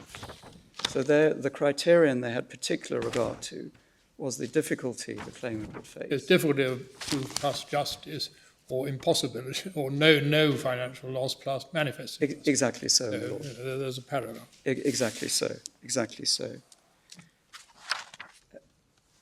So we say there's no rhyme or reason to make courts distinguish between degrees of injustice. The Court of Appeals test of the just response is a sensible and coherent one, and the Court of Appeals test accords with authority. And the Court of Appeal, Lord Justice Christopher Clark set that all out in his judgment at paragraph 120 at page 148 of the core bundle. Such references may have been made to manifest injustice in Rutan Park or Experience Hendricks cannot be taken to have supplanted that phrase as the test for the grant of Rutan Park damages. In both Rutan Park and Experience Hendricks, the court awarded these damages because they were the just response. And finally, to conclude, to deal with such factual matters has been raised. I've already dealt with the option point. So far as the resolution of the present case is concerned, we do make this point in response to the appellant's argument. They submit that if the court accedes to the narrow proposition, then the appeal should be automatically allowed, and that should be the end of things. Now, so far as their criterion of identifiable financial loss is concerned, we would accept that that would follow, because it is common ground, or appears to be common ground here, that the respondent has indeed suffered identifiable financial loss. But the position is different in relation to manifest injustice. It is true that the judge made no finding that the remedy of Rutan Park damages was here required to avoid manifest injustice, but that is because it was common ground before him that the test for the grant of such damages was whether they were the just response. And if I could just show the court that briefly, it's in the bundle of respondents' additional documents at tab 2. It's a slim, I have it in a slim form. The electronic reference is pages 3729 to 3730. This is an extract from the appellant's closing submissions at trial. In paragraph 353, they say, again, broadly speaking, the defendants do not challenge the analysis of the authorities, that is, the analysis put forward by the respondent, except insofar as it is suggested that it is not also an exceptional remedy for breach of restrictive covenants. Many of the factors which have been taken into account in the authorities as relevant are also applicable to an account of profits. The key to this remedy, as with an account of profits, is that it has to be a just response to the defendant's wrong. And they cite Chitty, and indeed I think that is a reference to Justice Sales in Verker. So that is the test that the judge was asked by both parties to apply below. We submit that it would be quite wrong if this court decided that it was necessary to find manifest injustice to say that our claim for Rutan Park damages must therefore fail altogether.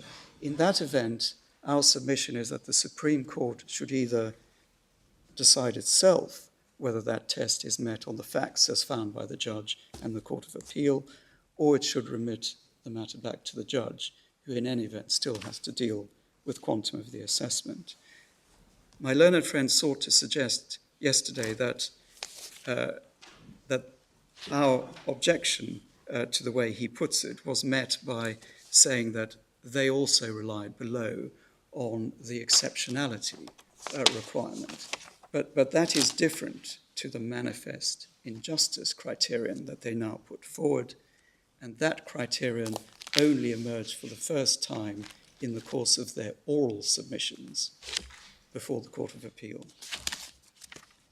And finally, my lady and lords, we say that for the avoidance of doubt, we submit that the facts of this case would amply meet a test of manifest injustice. Thank you, Mr. Rock. Lady and lords, for those reasons and the reasons we've set out more fully in our case, we invite the court to dismiss this. Reasons appeal. you've set out far too fully in your case. I apologise for trespassing on the court's time. You haven't trespassed on our time in this hearing at all. In fact, you're slightly ahead of time. But the length of your written case was something that we don't normally accept. Yes, my lady, I hope the court will understand why we felt it necessary to. Well, we won't go into that. But thank you. Mr. Bio, do you wish for? Nothing further from me. My name is Mr. Orr suggested that Rutan Park damages provided compensation for non-pecuniary losses as well as for pecuniary losses where such losses were difficult or very difficult to establish. I start by the observation that, of course, this case is one where one step says, and could only ever have said, that its losses or its harm were of the pecuniary kind. So no question of any non-pecuniary loss, no amenity or anything of that sort. And we say one simple response to this case is that losses of that pecuniary kind ought therefore to be remedied, as the courts so often do, despite difficulties of assessment, by an award of compensatory damages in the orthodox sense. That's to say, looking to see what impact there's been on the position by reason of the non-performance. I come back to that critical concept that it is damages for non-performance. Now, my Lord Sumption observed yesterday that it would be a problem to assume that goodwill cannot be compensated for by conventional damages. And my Lord Carnworth pointed out that Mr. Grantham, the accounting expert, or one of the accounting experts, had put forward a table of comparative cash flows, a graph, you may recall, with a difference between a sort of top line and then a bottom line. And as I'm sure my lady and my lords have often seen, a discounted cash flow exercise is one of the normal ways in which people assess enterprise value, as it's sometimes called, and so goodwill. And the assessment of that enterprise value is obviously basic to business valuation in a great many cases, instances not only of litigation, but just of business transactions. And it inevitably is an assessment which involves a great many variables, so considering the operating environment in all sorts of ways, as well as the impact of any competition.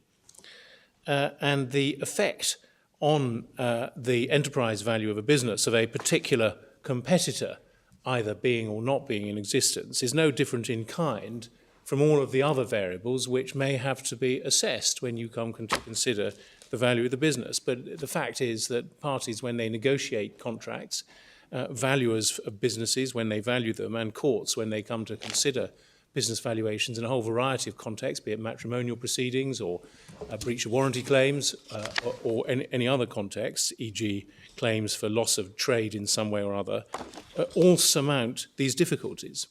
One familiar way in which one values loss is by the concept of loss of a chance, which of course famously emerged in the very non-commercial context of the beauty parade, not the sort of parade I attend, but the literal beauty parade in Chaplin and Hicks in 1911, where the Court of Appeal said it was possible to award damages on the loss of chance, even for something which surely is at the extreme limit of subjectivity of an assessment of pulchritude.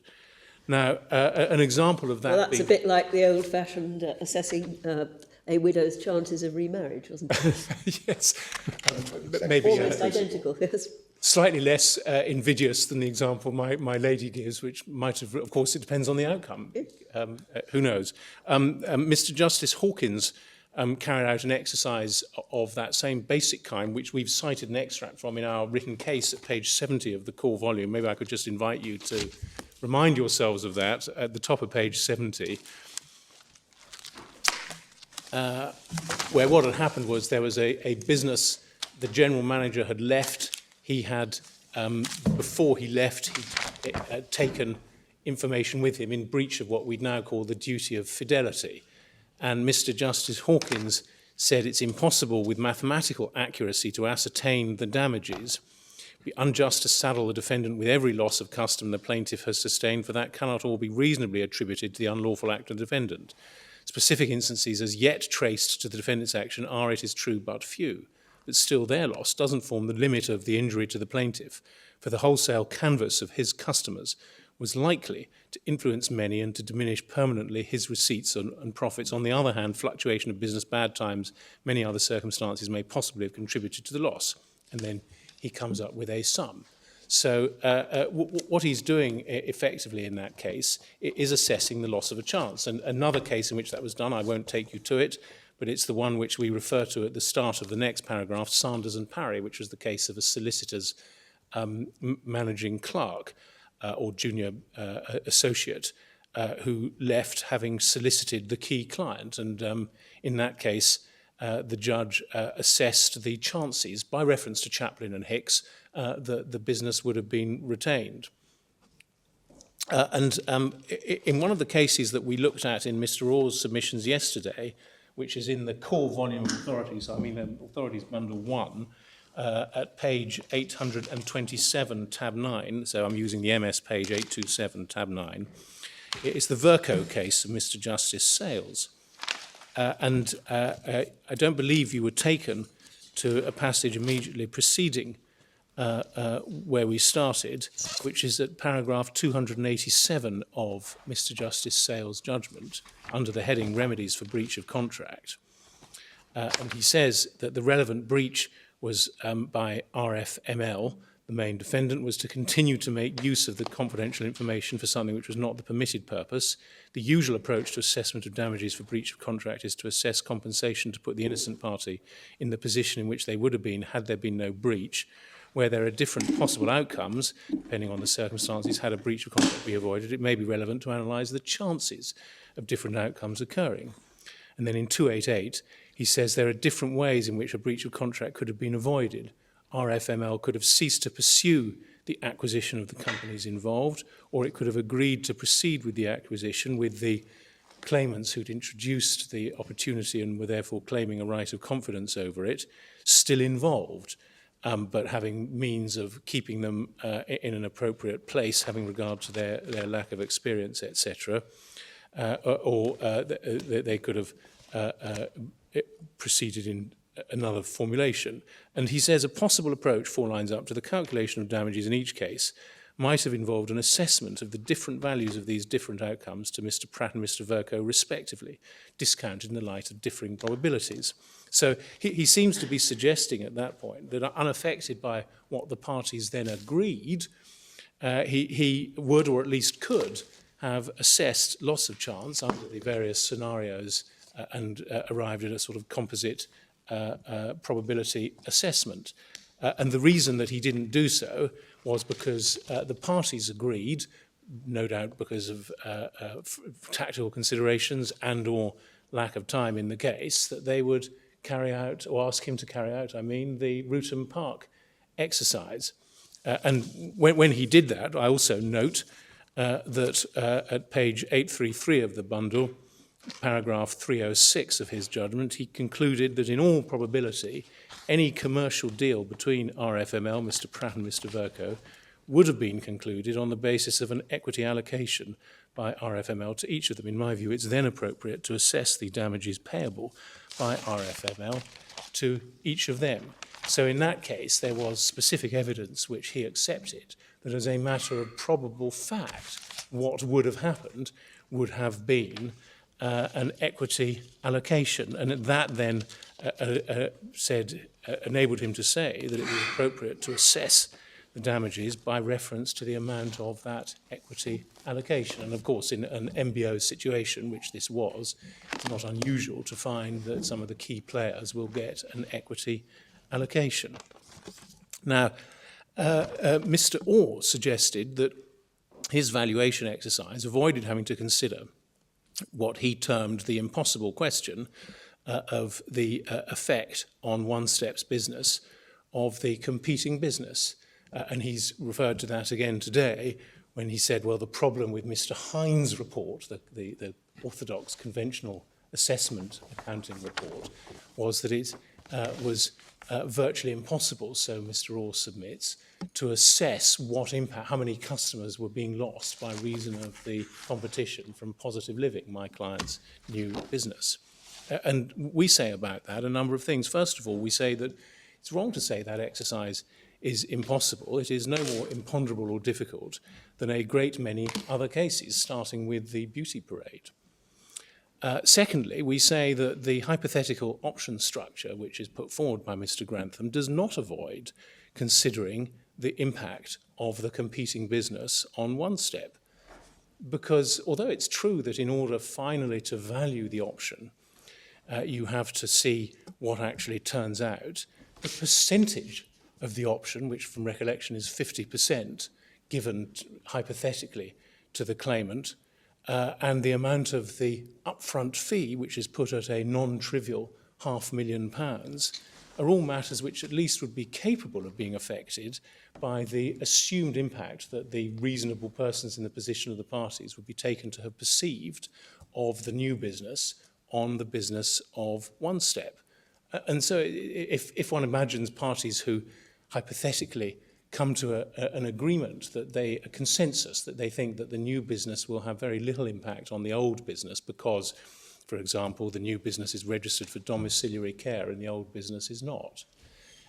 In that case, you might say, well, I'll give you an option, assuming you would do such a thing at all, but if I do, it'll only be at 10%, not at 50% of the business which I'm going to spend years building up, and so on.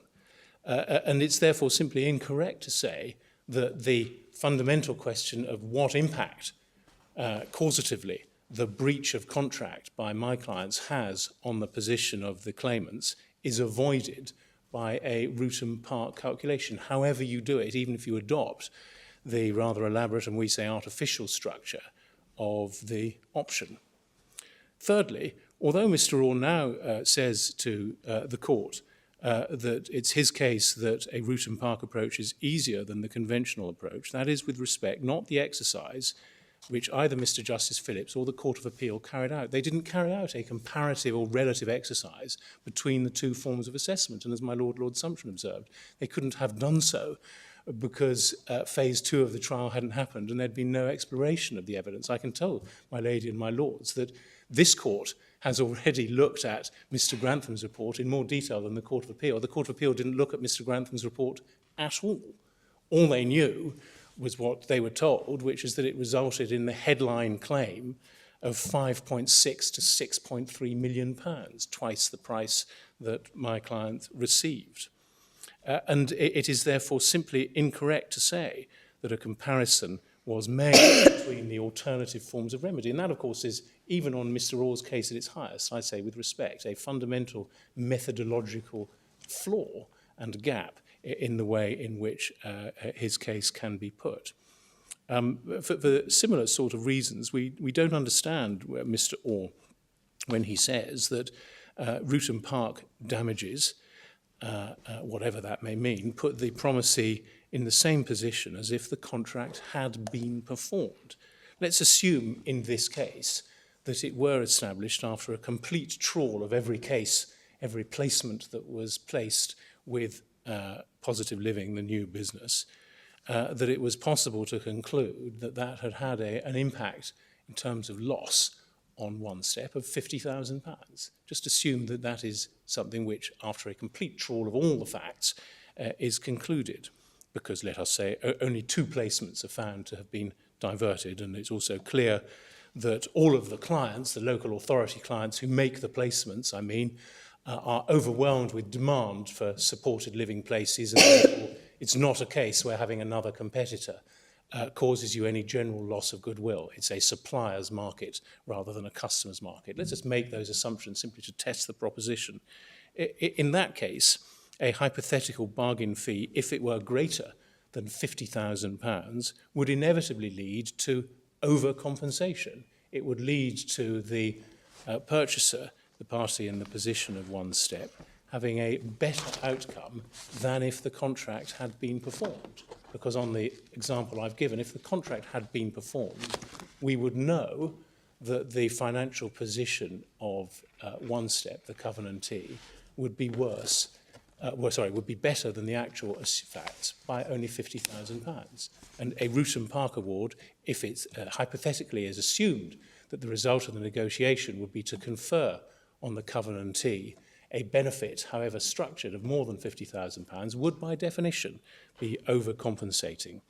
And we therefore don't understand also why this sort of outcome and this sort of exercise would not become the norm. And the point is that in all cases where there is a breach of a non-competition covenant or any covenant in restraint of trade, it is going to be possible to say that there are difficulties in assessing the actual impact of the competition. And we say that's not in any sense mitigated by pointing, as Mr. Orr says he does, to the nature of the option which he says can be detected in this case on his approach to the structure of a Ruton Park award. We say the wait-and-see approach is actually impossible. What would happen, I ask, if the trial had taken place straight away, a trial on all issues in 2007 or 2008? What then? How then would it work?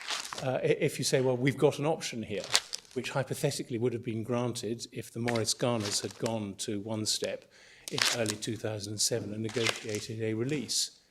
At that stage, you've still got the new business. There's no question of it having been sold. Or what if the new business had never been sold? What if a buyer hadn't been found in 2010 or the Morris-Garners hadn't wanted to sell? All you would have then is an option which would remain to be quantified, which would be in itself worth nothing. And so the mechanism that's proposed by Mr. Orr fails to meet any relative or comparative test of the difficulties of assessment as between conventional damages, which in my submission are the only proper measure of damages for non-performance, and what I respectfully submit is the new construct that Mr. Orr is putting forward of negotiating fee damages for breach of contract. You don't avoid any of the difficulties of assessment of compensatory damage. It's accepted that the starting point would be that in negotiating a release fee, the parties would be concerned at least with the impact of the wrongful business on the business which has been bought. So you'd be looking at the impact on the position of the promisee. That, of course, then means prima facie the Ruton Park exercise involves precisely the same difficulty as the conventional damages exercise, and the attempt to get round that by structuring an option which then plays out according to the facts fails for all of the reasons that I've mentioned. I want to deal briefly with Ruton Park itself, and what we say is the explanation of that case. We submit that it was a case where it was positively found by Mr. Justice Brightman that there was no loss of any kind, be it pecuniary or non-pecuniary. The only thing that was lost was the right to obtain an injunction. And Mr. Justice Brightman said, if I can just remind you, in Volume 1, the core volume, at tab 10 and in the electronic bundle at page 864, letter H.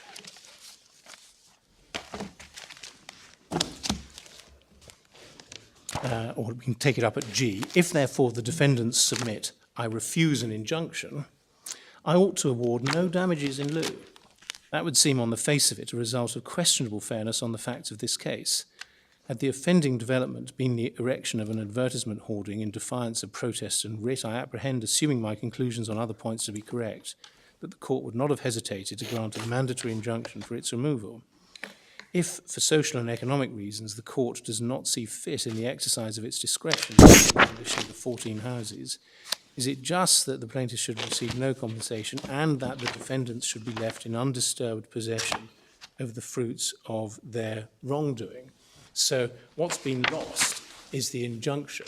The injunction has been lost for what Mr. Justice Brightman calls social and economic reasons. In other words, nothing to do with the position of the defendants, but just the need not to pull down houses which have been built, and the difficulty, obviously, of throwing people out of their homes. And that would generate, he seems to be saying, a windfall. And it's true that he uses the word compensation there, but in my submission he's using it in a broad sense as some sort of recompense. He's not using it in the sense of compensation for loss, because, as he says later on, MS page 867, letter F, the layout covenant is not an asset which the estate owner ever contemplated he would have either the opportunity or the desire to turn to account. It has no commercial or even nuisance value. So there isn't any loss. You were referred to Johnson and Agnew. Can we look very briefly at a passage which you weren't taken to? It's electronic page 1681, and it's volume 4, tab 42, please, between letters B and C. Sorry, page again?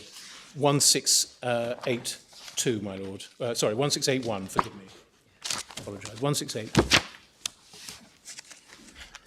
At letter B, there's reference to Leeds and Slack, which is the case deciding that the jurisdiction to award damages in accordance with Section 2 of Lord Cairns Act, accepted as surviving the repeal of the Act, may arise in some cases in which damages could not be recovered at common law.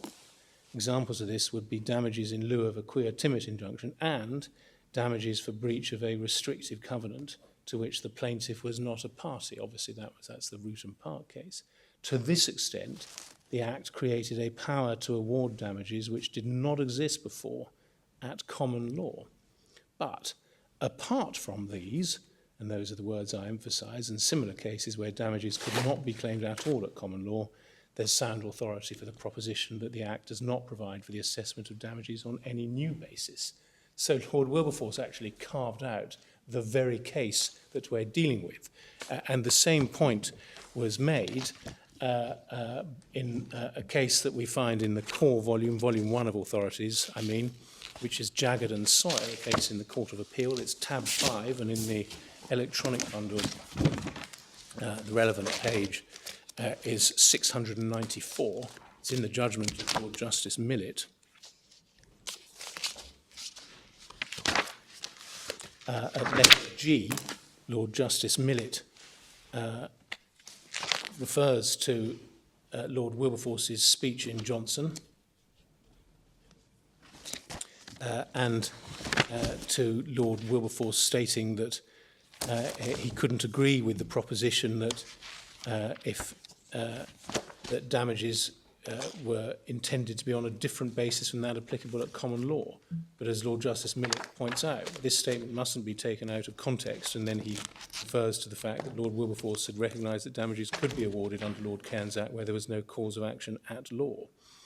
and then that's developed over the page, just below letter A. Lord Wilberforce's statement that the measure of damages is the same, whether damages are recoverable at common law or under the Act, must be taken to be limited to the case where they're recoverable in respect of the same cause of action.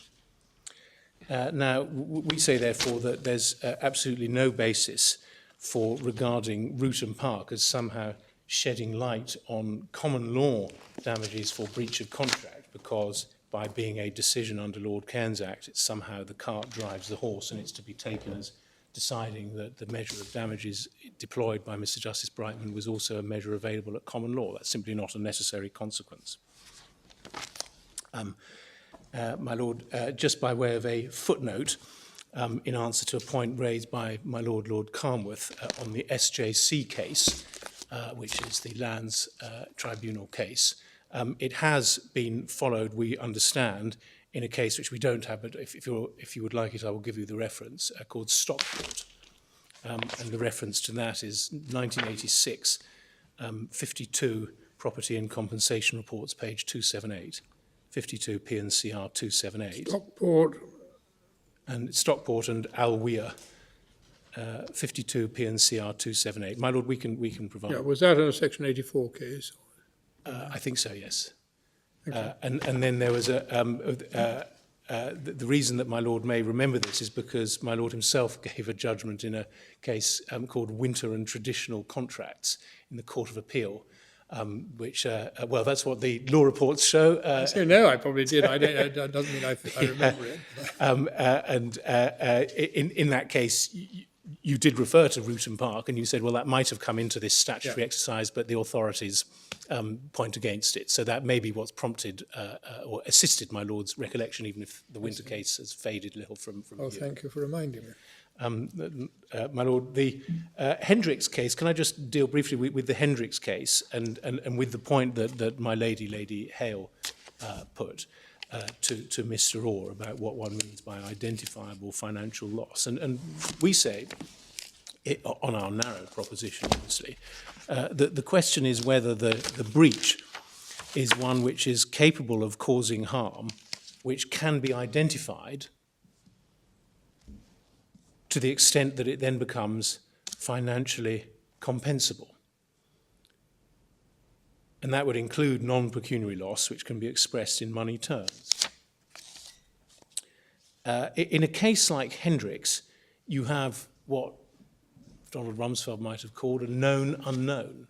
So unlike Ruton Park, where it is positively decided there is no loss of any kind, in Hendricks, all that is known is that it is unknowable whether or not there has actually been any loss or any harm.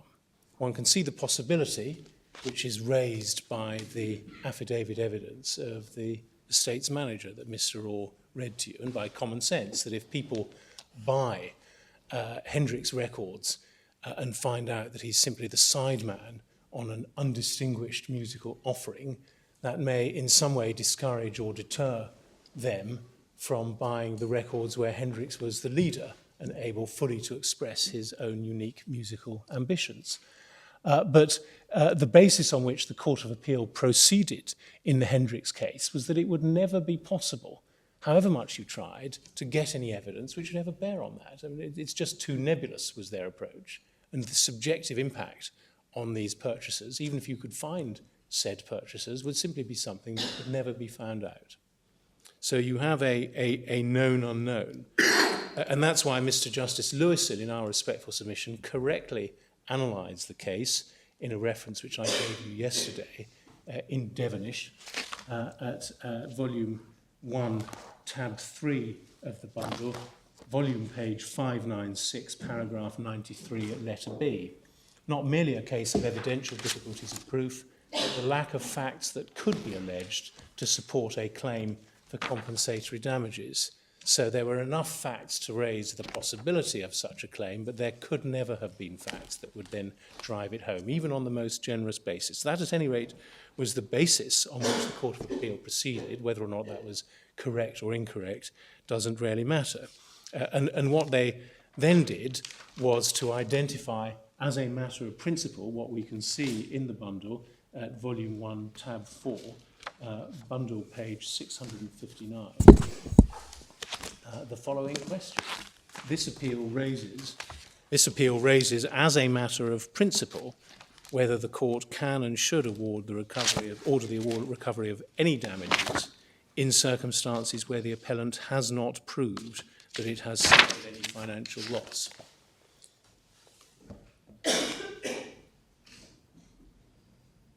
So it plainly is a no-loss case, because ultimately there is no difference between a case where you conclude that there is no loss and a case where the claimant does not prove that it has suffered any loss. In Abar, Mr. Justice Richards said, if we can go back in Volume 1 to bundle page 528 in Tab 1, paragraph 227.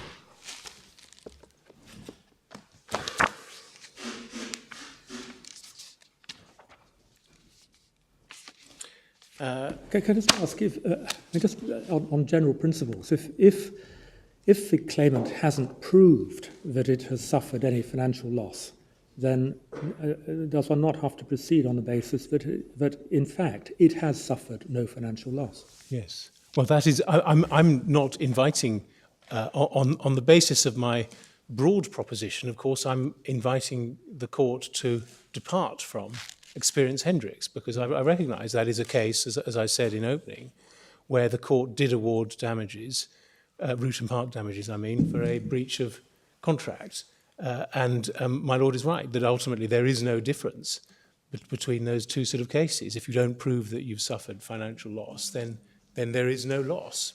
Unless one can identify a non-financial interest which the contract was designed to secure, and then you could compensate for the harm resulting from the failure in performance. Well, that raises the Ruxley case, which I'm going to take you to in a couple of minutes, because my submission is that those interests can also be compensated for by compensatory damages, and that the court does the best it can to express them in terms of loss. But whatever the answer to that question, of course, that doesn't cover this case, as I said when I started these reply submissions, because plainly this case is only about pecuniary interests. And Mr. Orr is not suggesting, and if he did it would be entirely wrong, that his client can point to such an interest.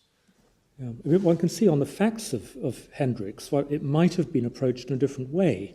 One might have presented a case as one where the claimant had been deprived. I mean, one might have said this is a commercial context where people bargain in order to be released from obligations that they've entered into, and the conduct of the defendant here deprived the claimant of the opportunity to get value, get money in return for releasing the defendant from its obligation.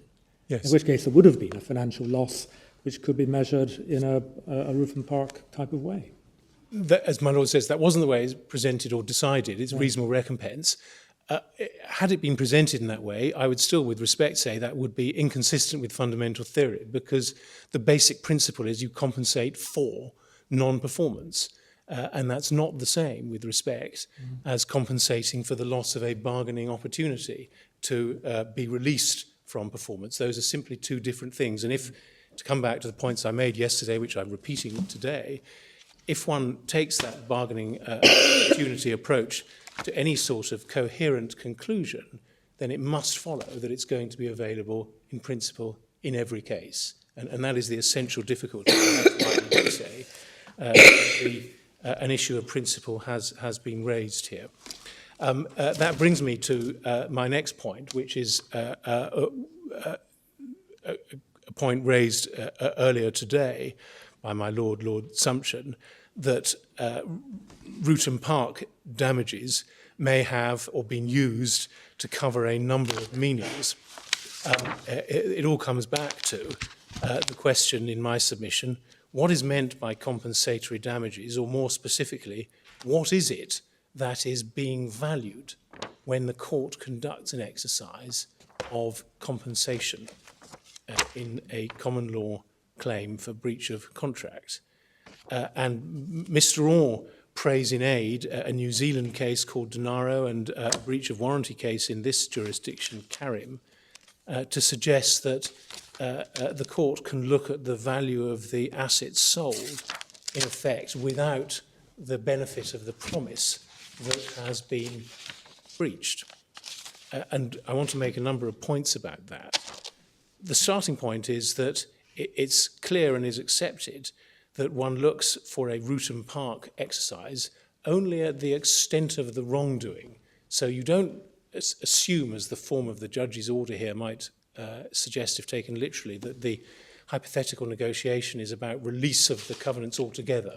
It's only released to the extent infringed. And if you need authority for that, there's a case called Eaton, E-A-T-O-N, which is volume 2, tab 27, bundle pages 1, 2, 5, 6 to 7, paragraphs 20 to 24. Although that's not what the judge said at his paragraph 106, page 201 of the core volume. Now, we say, first of all, if you do that, that actually leads you back to orthodox compensation because you value the right to the extent that it has been infringed. That inevitably and naturally leads you back to the consequences of that infringement. And when you look at the consequences, you're looking at damages. Secondly, we say that this valuation exercise, where you look at the sort of contract minus the right infringed, doesn't work in any obvious way when applied to a claim such as this, where the root and park claim actually exceeds the sale price. So how then can you put it forward? It particularly doesn't make sense, given that the first appellant could have bought the business and obtained complete control and the freedom to conduct her operations through it under the deadlock notice. I mean, that was the primary election made available to her, to buy the business for 3.15 million. Instead, she had the election to sell it for the same amount. But how can you then apply this valuation exercise? But more generally, we say that this valuation exercise just doesn't work at all in cases where there's no sale, e.g. an employment covenant case or a breach of a non-compete in a joint venture agreement or something of that kind. So you simply can't then value the rest of the contract. And we say that indicates that this notion of valuing the rest of the contract, whilst it may be permissible when one looks at a breach of warranty case like Karim, is not really what's going on in root and park assessments.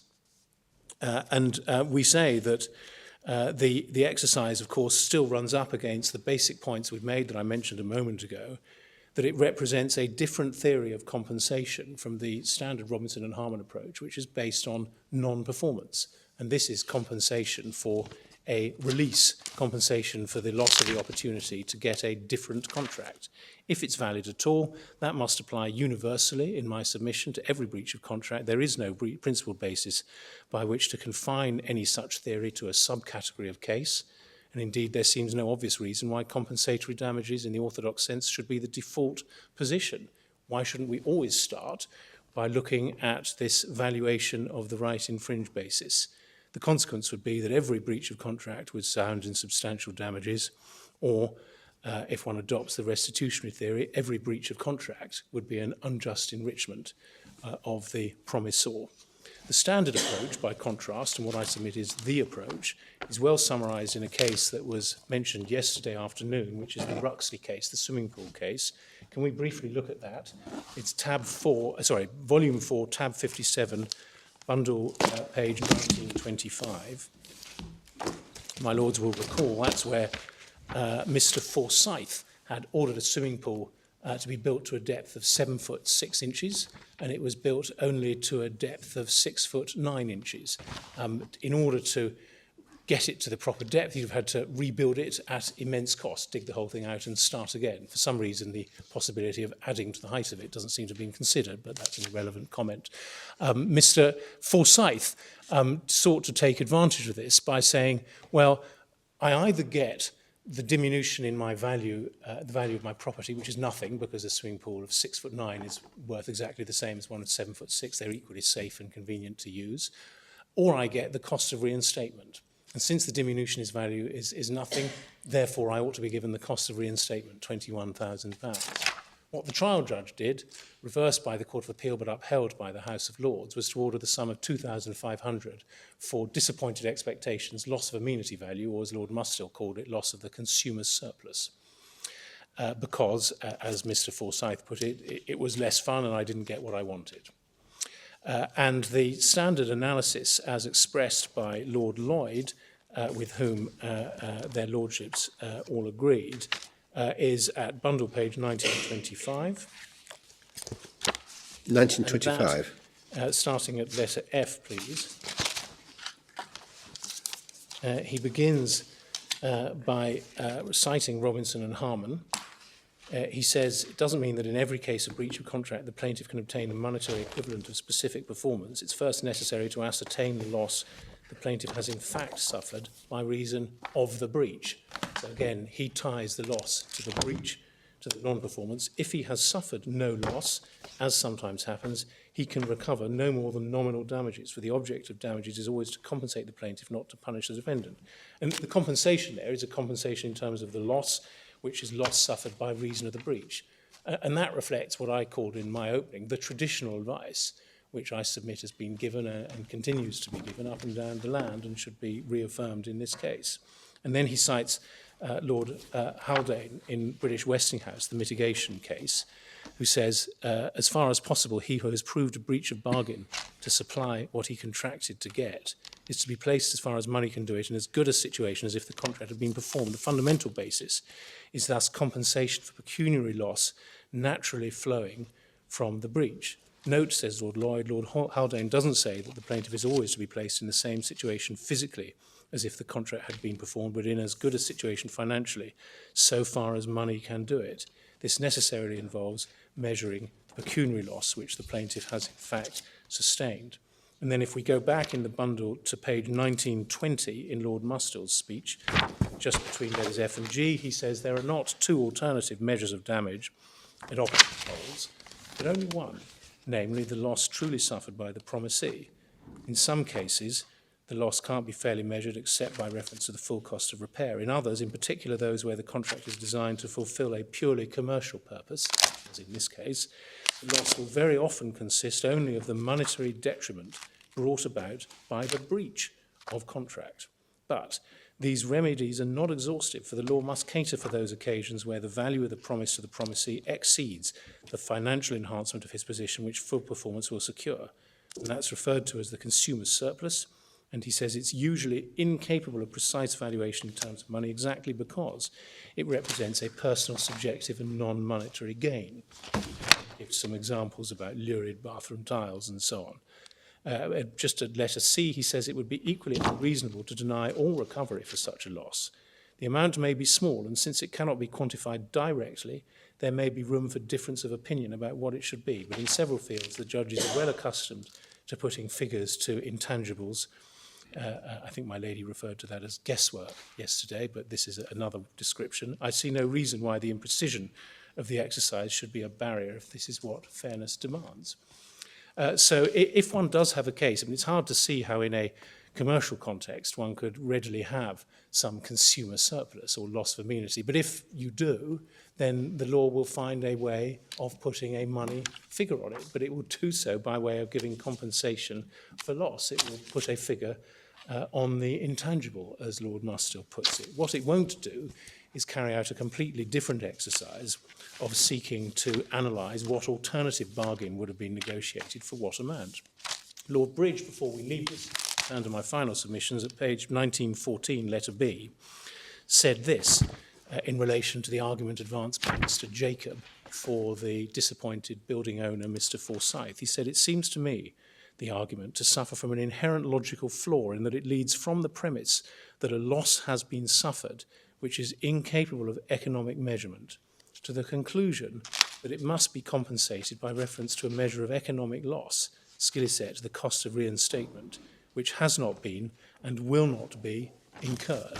In my submission, there are obvious parallels between the structure of that argument rejected by the House of Lords and the structure of the argument put forward here, that because you have a loss which is said to be incapable or difficult economically to measure, therefore you should get something different, which in fact is something that never happened and would never have happened. I also say that in the Bunge case, with great respect, my Lord Sumption is being too modest in saying that it simply dealt with an issue about timing. The Bunge case plainly started off by considering the fundamental principle of the common law of damages. See paragraph 14 of that case at bundle page 1089, volume 3, tab 20. Paragraph 21, my Lord Sumption said the real difference turned on what was being valued, page 1091, paragraph 21. And in Golden Victory, he said, the majority valued the service that would actually have been performed. The minority valued the charter party itself. And the reason that was said to be wrong was because of fundamental principle, as pointed out at 1092, letter D, to value the capital value of the charter party rights was not a proper basis for assessing loss. And over the page at 1093 D to E, looking at the actual events, in other words, the book of knowledge, as it were, seems fundamental to any assessment of damages designed to compensate the injured party for the consequences of the breach. So the way in which this court reasoned it was to say that the fundamental principle of common law damages provides the answer. It's not just a timing issue, but it comes back to the basic nature of an exercise for compensation. On the other side of the case, what is the nature of the hypothetical negotiation exercise? Is it the same exercise as compensatory damages, but simply conducted from a different informational base, where the parties are trying to look forward, judged as at the date of breach, rather than looking back from the comfort of the courtroom years later? That's not what the Rutan Park cases say. What they say is that the value of the lost opportunity or of the right includes the value of the opportunity for the parties seeking the waiver. And we can see that summed up in my learned friend's case, paragraph 180 at page 3621, where he says the court would be assessing what reasonable parties would have anticipated to be the likely loss and gain from the breach of contract. And those are said to be the considerations that would have impacted on the parties, the likely loss and gain. In my submission, once you bring the gain factor in, then it is incontestable with respect that what you're doing is something different from assessing compensation. And we say that the value of an opportunity to the defendant is not an appropriate measure or even an appropriate factor if one values what has been lost by the breach. And What was that referencing Mr. Raw's case? It's paragraph 180, my Lord, and Thank the you. bundle page is Very 3621. well. Thank you. Behind the formulations put at a necessarily high level of do we value the right or do we value the lost opportunity, I suggest is concealed an assessment of benefit to the defendant. And it doesn't really matter whether you take that benefit to be objective, as in the value of the opportunity to profit, or subjective in the sense of the profit that he's actually gained. And the crucial point, either way, is that you're still bringing into an assessment of damages which have been suffered by the promisee, the benefit gained, objective or subjective, by the promissor. With great respect, we say that is an impermissible legal hybrid, and it's not an acceptable way of valuing the loss. And so the lost opportunity to bargain, we submit, isn't merely a technique or a sort of thought experiment to helpfully arrive at the compensation sum, which shouldn't be taken literally. We say that the lost opportunity to bargain is a construct which actually reflects what I submit is an impermissible feature of bringing into account benefit to the promissor. And that, in my submission, explains why it is wrong and why I invite your lordships and my lady to reject it. Spot on. In terms of timing, of course, I don't mean in terms of argument. That is for us to go away and consider. Thank you all very much indeed. It's a great delight to us in this court to have a wonderful, basic law of contract problem to try and resolve. It doesn't often happen. So we're grateful to you for bringing it to us. We're grateful to you for your arguments. We're not so grateful to the respondents for the length of their written argument, but we are grateful to the oral presentations and to everybody who has taken part in preparing the materials before us. We will now go away and try and put the wet towels around our heads and work out what we think the answer is and let you know in the usual way. Court is now adjourned.